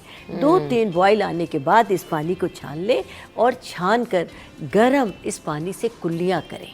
जिनको ये माउथ प्रॉब्लम है, जिनको मसूड़ों का प्रॉब्लम है, जिनको दांतों के दर्द का प्रॉब्लम है, और जिन लोगों को टॉन्सिल्स का प्रॉब्लम है, वो इसके गरारे करें। गरारे और कुल्लियों में फ़र्क है। कुल्लियाँ आपके माउथ के लिए होंगी ऐसे करके, और जिनको यानी टॉन्सिल्स का प्रॉब्लम है, जिनके आवाज़ बैठने का प्रॉब्लम है, वो इसको बाकायदा आ करके और इनको गरारे करें, तो उससे इनका ये मसला बिल्कुल दूर हो जाएगा अल्लाह के फजल से। और जिनको ज़्यादा कि यहाँ पे टॉन्सिल्स इतने ज़्यादा हो गए कि स्वेलिंग भी आ गई है, तो वो पत्तों को बिल्कुल फ्रेश पत्तों को लेकर और उसको पीस लें, ग्राइंडर में डालकर पीस लें, हल्का सा गरम करके यहाँ पर रखें और उसको गरम पट्टी से लपेट। एक कॉलर हमारे साथ और है, उनको भी शामिल करते हैं। अस्सलाम वालेकुम। वालेकुम अस्सलाम, कैसी हैं भाई आप? अल्हम्दुलिल्लाह। याया आप बताइए, आप कैसे हैं? मैं तो आगा साहब को देख के बहुत ठीक हो गया हूँ। बात ये है कि आगा साहब की खूबसूरती कभी लड़के से जाहिर है, आपको हम देख रहे हैं प्रोग्रामों में, ऐसे ही है। इनकी खूबी ये है कि देखिए इनमें ना जो हिकमत तो है, लेकिन एक रूहानियत के पहलू, और वो रूहानियत के पहलू से जो चीजों को बताते हैं ना, तो उसकी बात ही अलग हो जाती है, उसमें बात असर करती है। और हमारी रानी आपा तो खैर है ही माशाल्लाह, हद्दे लजीज, हमारी शबीह माँ का गर्जा करती है, हम सीखते हैं इनसे। और क्योंकि अमरूद यकीन मेरे रमशा मैंने तो बहुत खाए, इतने अल्लाह का शुक्र है बहुत फर्क पड़ा। फ्रूट मेरे वालिद ने बचपन से खाया, यकीन करें आपके अंदर जो इम्यूनिटी पैदा होती है ना, वो फ्रूट से बहुत ज्यादा होती है। हम तो इतने लकी के फ्रूट मौजूद है। अच्छा, मैं मुख्तसर करते हुए पूछना चाहूंगा आगा साहब से। आगा साहब मसला है कि देखिए अमरूद जो है ना, एक तो कच्चे भी अमरूद होते हैं, कुछ पक्के ज्यादा होते हैं। अच्छा, मसला ये होता है कि जो बीज होते हैं वो कुछ लोगों को हजम नहीं होते। अब इसके बीज निकाल के हमें खाने चाहिए या बीज के साथ खाना चाहिए, इसके एक तो ये, और एक कच्चा अमरूद है, मुझे मोस्टली बहुत ज्यादा पक्का हुआ पसंद नहीं। कच्चे अमरूद और पक्के अमरूद के असरात में क्या फर्क है ये मुझे बताइएगा। और हमें अच्छा एक और आखिरी सवाल लीजिए, ये टाइमिंग, अगर हमें रात के वक्त अमरूद खाना चाहिए या नहीं खाना चाहिए, ये मेरा सवाल है। Thank you so much. बहुत शुक्रिया याया फॉर कॉलिंग। जी आप याया भाई बहुत बहुत शुक्रिया, अल्लाह आपको सलामत रखे, आपने बड़े अच्छे लफ्ज़ों से मुझे नवाजा है। बहुत शुक्रिया, जज़ाकल्लाह। देखिए मैं अर्ज़ करूँगा कि ज़्यादातर ख़वातीन जो हैं ज़रा कच्चा अमरूद पसंद करती हैं। हाँ। उसमें खुशबू भी जायका भी और खुशबू भी ज़्यादा होता है। और मर्द हज़रात मैंने देखे हैं कि वो पका हुआ अमरूद ज़्यादा पसंद करते हैं। वो जो आप लाड़काने वाले का जी हाँ, लाड़काना वाला अमरूद, लाड़काना जिसको सुराही टाइप का अमरूद कहते हैं। और ये जो गोल अमरूद होता है इसमें ये कच्चा अमरूद ज़्यादा पसंद किया जाता है। अच्छा, ये जो बीज की बात याहिया भाई ने की है, बीज खाने से पेट के कीड़े मर जाते हैं। पेट के जो कीड़े हैं, अगर आप रिवायात उठा के पढ़ेंगे तो आइम्मा ताहिरीन के अक़वाल मौजूद हैं कि ये अमरूद के बीज खाने से, बीज के साथ अगर खाएंगे तो पेट के कीड़े मरेंगे। और पत्तों के लिए भी बहुत सारी जगह हमें मिलता है कि अगर आपके दांत में रात के 2 बजे दर्द हो गया तो आप मोहल्ले में बाहर निकलें, किसी ना किसी की क्यारी में अमरूद का दरख्त लगा होता है, हाँ, वहाँ से 4, 5, 6 पत्ते तोड़ के लाइए, धोइए और मुंह में चबा लीजिए, चबा के थूक दीजिए। दर्द 10 से 15 मिनट के बाद ख़त्म हो जाएगा। इतनी कमाल की चीज़ है ये। अगर सर्दी या गर्मी का ज़ुकाम लग चुका है तो इसके 4-6 पत्ते उबाल लीजिए 1 कप पानी में, और इसको किसी चीज़ से मिलाए बगैर, ना शहद मिलाना है, ना शक्कर मिलानी है, ना गुड़ मिलानी, कुछ नहीं मिलाना, सिर्फ उस पत्ते का जोशांदा पी लीजिए तो ज़ुकाम रुक जाता है। अच्छा, हाँ, कमाल की चीज़ है। और जैसे रानी आपा ने फरमाया कि दस्तों के लिए भी यही जोशांदा दस्तों के मरीज़ को भी अफाका देता है। अच्छा, मैं बच्चियों के लिए, मैं हर प्रोग्राम में जब जाता हूँ तो बच्चियों के मैसेजेस फेसबुक पे बहुत आते हैं कि हमारे लिए कुछ नहीं बताया तो मैं बच्चियों के लिए बताता हूँ, अपनी बच्चियों बेटियों के लिए, कि देखिए अगर इसका कचूमर बना लें, जिसे हम चाट भी कहते हैं, अमरूद की चाट बना लें और उसमें काली मिर्च थोड़ी सी डालें, थोड़ी सी सौंठ डालें। अच्छा, दोनों चीज़ों को डालकर अगर निहार मुँह 1 कप में डाल के आपने खा लिया, कॉलेज जाने से पहले, यूनिवर्सिटी जाने से पहले, जॉब पे जाने से पहले, 15 दिन के बाद अपना कलर पूछिए ऑफिस में जहां आप काम करती हैं या यूनिवर्सिटी में या कॉलेज में पढ़ती हैं, चेंज हो जाएगा कलर। और बच्चियां आपसे पूछेंगी कौन सी क्रीम लगाई है, कोई क्रीम नहीं लगाई, आपने सिर्फ अमरूद खाया। अमरूद का बड़ा कमाल है। अच्छा, इसमें एक और चीज़ ये भी थी ना, अभी याया ने पूछा कि बहुत सारे लोग बीज निकाल के खा लेते हैं, तो उसका कोई नुकसान तो नहीं, खास जो नहीं खाना चाहिए, जिनके दांतों में प्रॉब्लम हो, बीज निकाल के खा सकते हैं, लेकिन अब जैसे छोटे बच्चों के पेट के साथ फायदा है, छोटे बच्चों के पेट में कीड़े होते हैं, अगर थोड़ा सा कच्चा पक्का गोश्त खा लिया उससे कीड़े पैदा होते हैं पेट में, तो फिर आपको ये अमरूद बीजों वाले खिलाना पड़ेंगे। अगर किसी के मैं कहूँगा फोड़े फुंसियाँ निकल रही हैं, जैसे बारिश का सीज़न है, बारिश के सीज़न में बहुत फोड़े फुंसियाँ निकलती हैं, खारिश हो जाती है जिस्म पर, सही, तो उसको अगर ख़त्म करना चाहते हैं तो 1 पाव अमरूद दोपहर के टाइम पे ज़रूर खाएं। और दोपहर का खाना आप तर्क कर दें और 1 पाव अमरूद रोज़ाना आप चाट की शक्ल में खाएं। और चाट की शक्ल में कैसे खाना, उसमें सौंठ भी डालनी है, काली मिर्च भी डालनी है, और उसमें आपने काला नमक भी मिलाना। बहुत सारी चीनी भी डाल लेते हैं चाट में, डाल लें, कोई मसला नहीं है, गुड़ डालें तो बहुत अच्छा है। एक कतक कलामी मुझे ब्रेक लेना है आपा, उसके बाद आके आप बताइएगा ज़रूर। और याहिया का सवाल का जो 3rd पार्ट था वो भी पूछेंगे कि रात के टाइम अगर खा रहे हैं तो वो किस तरह से होगा, अच्छा है नहीं है, आफ्टर दिस ब्रेक।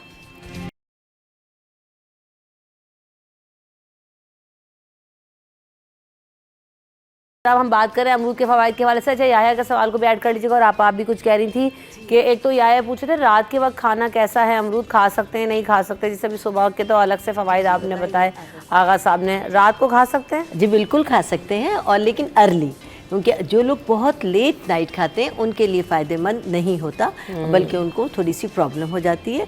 जैसा कि रात का खाना हम आपको बार बार बताते हैं कि मगरिब के वक्त तक खा लें, तो उस वक्त तक आप अमरूद खाइए, उसके बाद लेट नाइट में अमरूद ना खाएं। और आगा साहब की जो बात थी कि सुबह बच्चियां नाश्ते में अगर अमरूद की चाट खा लें, कि इतनी प्यारी बात है कि हमारे यहाँ के लोग नहीं समझते। हम ज़्यादातर फ़ौक़ियत देते हैं कि दोपहर के खाने के बाद अमरूद खाएँ, लेकिन अगर जिस तरह हम सुबह के नाश्ते में जैम और जेलीज़ खाते हैं, जो लोग जैम्स बनाना जानती हैं, जो ख़वातीन जेलीज़ बनाना जानती हैं, वो गावा यानी अमरूद की बनाकर अपने पास रखें और अपने बच्चों को स्लाइस पर, पापों पर लगा कर दें सुबह के नाश्ते में, तो उनकी हेल्थ काबिल दीद हो जाएगी। और सबसे बड़ी बात यह है कि ना सिर्फ ये कि रंग निखरेगा, क्योंकि स्किन के लिए एक टॉनिक का काम करता है अमरूद के छिलके, अमरूद के बीज। और बीज की जब हम बार बार बात करते हैं तो जैसा कि आगा साहब ने बताया कि बीज खाना बहुत ज़रूरी है। वो बच्चे, वो बच्चियाँ जो नाक़िस ग़िज़ाएँ खा लेते हैं, और हम उसमें हम भी शामिल हैं कि तो उसके बाद लोगों के पेट में कीड़े हो जाते हैं, और इन कीड़ों की वजह से बहुत ज़्यादा प्रॉब्लम्स होती हैं। बहुत अरसे बाद पता चलता है या तो बच्चा या बड़ा बहुत खाने की क्रेविंग होती है या बिल्कुल खाना स्किप कर देता है। उन तमाम लोगों के लिए अगर उनको नहीं भी पता तो वो अमरूद अगर बीजों के साथ इस्तेमाल करेंगे तो इन कीड़ों का कुदरती इलाज है और आपका पेट खुद ब खुद साफ़ हो जाएगा। दूसरी बात ये है कि वो लोग शुगर के वो पेशेंट जो इंसुलिन पर जा चुके हैं, वो अगर अमरूद के ताज़ा पत्ते लें, उनको धो लें, और धोने के बाद उसको बारीक चॉप कर लें, और चॉप करने के बाद थोड़े से पानी के साथ ब्लेंडर में ब्लेंड कर लें, थोड़े से पानी के साथ अपने ब्लेंडर में ब्लेंड कर लें, और उसके बाद इस एक्सट्रैक्ट को छान कर रख लें। तो ये आप यूँ समझ लीजिए कि इंसुलिन का बदल भी हो सकता है। ये इतना पावरफुल है ये एक्सट्रैक्ट कि ये जो लोग इंसुलिन लेते हैं अगर एक वक्त ये लें, लेकिन अपने डॉक्टर की इजाज़त से, क्योंकि आजकल हर बात का बहुत ज़्यादा इशू बन जाता है कि ऐसे कहा, लेकिन ये अतिब्बा की जो राय होती है उसके मुताबिक मैं आपको बता रही हूँ, और हर्बल का कोई साइड इफ़ेक्ट नहीं होता। लेकिन फिर भी अपनी तसल्ली के लिए आप ज़रूर अपने और मिकदार का भी है ना कि एक चीज़ आप बहुत ज़्यादा ओवर क्वांटिटी में तो कुछ भी खाएंगे तो वो आपके लिए जहरी बन जाती है। हमारा ये होता है कि जी एक चीज़ इतनी ज़्यादा इस्तेमाल की कि फिर उसके साइड इफ़ेक्ट हो गए, फिर ये आपने गलत इस्तेमाल कर लिया। अच्छा, एक और चीज़ आगे साहब, लाल अमरूद भी आ रहा होता है, लाल अमरूद निकल आता है, तो और वाइट अमरूद भी है, तो इसमें से ज़्यादा लाल वाले के क्या ज़्यादा फ़ायदे हैं? लाल वाले का सिर्फ फ़ायदा ये है, जो बच्चियां जो बहनें हामला हैं उस लाल अमरूद को ख़रीद लें फ़ौरन। अगर हमल के दौरान लाल अमरूद खाया जाए तो बच्चा बेइंतहा हसीन होता है। अच्छा। और यहाँ तक कह दूँ कि आपकी 7 नस्लों में इतना हसीन बच्चा पैदा नहीं हुआ होगा। बड़ी बड़ी पलकें, सुर्ख़ सफ़ेद रंगत और बेहतरीन नक्शो निगार उस बच्चे के होंगे, और कद भी खूबसूरत होगा। पूरा सर से लेके पैर तक हसीन और खूबसूरत बच्चा पैदा होता है ये लाल वाले अमरूद से। लाल वाले अमरूद को लेने का तरीका, ये गोल वाले अमरूद में लाल निकलता है, लाड़काने वाले, हाँ, उसको ढूंढते ऐसे हैं कि अमरूद लिया आपने, उसको हल्का सा नाखून आप यूँ मारें तो उसकी स्किन हल्की सी जब उतरेगी तो नीचे से लालपन उसका नजर आ जाएगा। और अमरूद बेचने वालों को बड़ी प्रैक्टिस होती है, उसको कह दें आप तो वो दे देगा।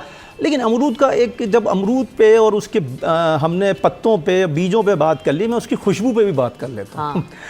देखिए, जो डिप्रेशन के, स्ट्रेस के मरीज़ हैं, बहुत डिप्रेशन है, बिजली का बिल आ गया जी 50,000 रुपये का, डिप्रेशन से बेचारा परेशान है, तो भैया जब आपको इतनी डिप्रेशन है तो आप एक अमरूद लें, और अमरूद लेके धोकर उसको जेब में रख लें। थोड़ी थोड़ी देर के बाद उसकी खुशबू सूंघिए, उसकी खुशबू से आपकी डिप्रेशन दूर हो जाएगी। उसकी खुशबू से आपको रात को नींद अच्छी आएगी। क्यों आएगी? कि डिप्रेशन जब कम कर देगा तो ऑटोमेटिक आपको सुकून मिलेगा, आपके दिल को और आपके दिमाग को, आपको नींद बड़ी अच्छी आएगी उसकी खुशबू से। अगर बच्चियों को मतली आ रही है, मतलब जैसे स्मेल होती है, मतली आती है बैड स्मेल से, तो वो सूंघ लें। उस वक्त घर में रखे होते हैं ना अमरूद, घर में 10-20 रुपए के 2 अमरूद भी आ जाते हैं, आप घर में रखें, उसको सूंघें तो मतली बंद हो जाती है उससे। आप अमरूद का इस्तेमाल हर सीज़न में लाजमी करें। और फ्रूट चाट बनाने में तो अमरूद उसकी जान है, फ्रूट चाट की जान है, रमज़ान की जान है। रमज़ानुल मुबारक में अमरूद के बगैर तो मज़ा ही नहीं आता। बिल्कुल ऐसा ही है उसके बाद। अच्छा, अमरूद अभी आपने जिक्र किया ना कि मुझे सवाल भी पूछना, आपने कहा लाल वाला जो अमरूद है वो प्रेग्नेंट ख़वातीन खाएं। उसमें एक और चीज़ ये भी मैंने सुना है कि आप जो है वो जो कोकोनट वाटर है और वो जो नारियल का इस्तेमाल करें तो उससे भी बच्चे बहुत खूबसूरत है। इसमें कितनी सदाकत है? सदाकत ही सदाकत है। ये सब हर्बल चीज़ें वाकई में सदियों से, हज़ारों साल से इस्तेमाल होती आ रही हैं। आप एलोपैथी में जहाँ कहते हैं कुछ नहीं होता। नहीं, देखिए ये जो सदियों से नुस्खे चले आ रहे हैं, हज़ारों साल से, जैसे ये टर्मेरिक है, हल्दी, हज़ारों साल से। हल्दी का तो देखिए, जब पहले जंगों में रमशा, जब ज़ख्म लगा करते थे भालों के, तलवारों के, तो हल्दी, इनके तो वो ड्रमों में हल्दी रखी होती थी। ना कोई हॉस्पिटल था, ना कोई मतब था, ना कोई हकीम था, ना कोई डॉक्टर था, मतलब ड्रमों में हल्दी रखी होती थी, हल्दी का पाउडर वो जाके भर दिया करते थे। तो भैया 2 मिनट में खून रुक जाया करता था इससे, और 4-6 दिन में जख्म भर जाया करता था। तो आज भी रिसर्च हो रही है हल्दी पर। अभी भी आप हल्दी दूध दे दें तो देखेंगे कि फौरी तौर पे फाका होता है। मुझे वक्फा लेना है, वक्फे के बाद वापस आती हूँ।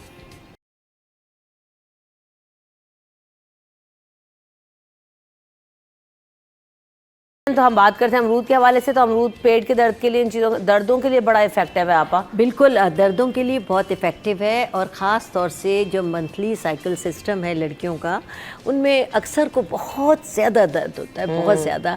अगर वो बच्चियाँ अमरूद के पत्तों का कहवा गरम गरम पीना, हर रोज़ 1 कप पी लें, 5-6 पत्ते लें और 1 कप पानी में बॉईल कर लें। जब 5-6 जोश आ जाएं तो छान कर गरम गरम पिएं, ऐसा कहवा पीजिए। अल्लाह के फजल से दर्द उसी वक्त ख़त्म हो जाएगा। इसके अलावा ब्लड प्रेशर को बिल्कुल नॉर्मल रखता है। वो लोग जो हाई ब्लड प्रेशर का शिकार हैं, अमरूद का इस्तेमाल करें। अच्छा, अमरूद को बहुत कसरत से भी इस्तेमाल ना करें, 1 से 2, ज़्यादा से ज़्यादा 3 अमरूद आप एक वक्त में लें। बहुत ज़्यादा इसका इस्तेमाल भी आपके लिए मुज़िर हो तो 1 से 2 भी अगर आपने खा लें तो मेरे ख्याल से एक टाइम में इनफ होते हैं। अगर आप उस पर हैं, डाइटिंग पर हैं, तो 3 अमरूदों की चाट बनाकर खा लीजिए। वो आपके 6 से 8 घंटे निकाल देगा, आपका स्टमक फिल रहेगा। 1 पाव के करीब हो जाता है ना, 3 तो वो खा के आप पेट भर जाता है। इससे ज़्यादा ना लें, क्योंकि बाज़ लोग अभी के इसका फ़ायदा बहुत है, तो ये वजन कम करने में भी मेरे ख्याल से हेल्प बहुत करेगा ना। बहुत साबित होता है, बेहतरीन है, क्योंकि इसमें कोलेस्ट्रॉल है ही नहीं, 0 कोलेस्ट्रॉल है, और फाइबर बेहद मौजूद है, कैल्शियम है, आयरन है, विटामिन सी है, इस पोटेशियम है जो दिल की तकलीफ को सडनली दूर कर देता है। एक चीज़ बता दूं मैं यहाँ पर रमशा, ये जो बढ़ती उम्र होती है ख़वातीन की, और अमरूद के लिए मैं अर्ज़ करूँ कि सबसे ज़्यादा ख़वातीन को सपोर्ट करता है। बढ़ती उम्र जिन ख़वातीन की है, अगर वो दही के साथ इसकी चाट बना के खा लें, अच्छा, रिंकल्स और एक्नी दोनों चीज़ों को खा जाता है। अमरूद खा जाता है इन दोनों चीज़ों को, रिंकल्स को भी और एक्नी को भी खा जाता है। सस्ता और टिकाऊ। हाँ, और देखिए ये वो नुस्खे हैं जो गरीब से गरीब खातून भी अपने घर में इस्तेमाल कर सकती है, और सदियों से हो रहे हैं, सदियों से इस्तेमाल हो रहा है। और मुझे ऐसा लगता है कि हम ये समझ रहे होते हैं कि शायद इन चीज़ों का बेनिफिट हमें बहुत दिनों के बाद शायद मिलेगा,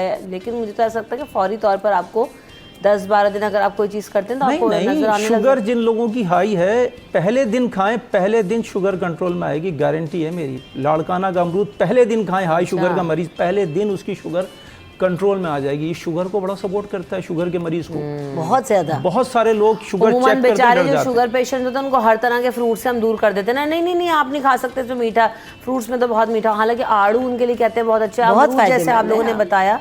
तो जो लोग हैं वो उनको, लेकिन भाई वही वाली बात कि अगर आपको इजाज़त मिल जाए कि खाने की तो बिल्कुल ही पागल ना हो जाए, एक बैलेंस क्वांटिटी में आपने खाना है, तो वो फिर आपके लिए इफ़ेक्टिव होता है। And thank you so much Rani आपने हमें जो है वो वक्त दिया, और आगा साहब आपके भी वक्त का बहुत शुक्रिया। दोबारा इंशाल्लाह ताला आपसे मुलाकात होगी। हम सबको भी अपनी दुआ में याद रखिएगा, अपना ख्याल रखिएगा। अल्लाह ने के मान।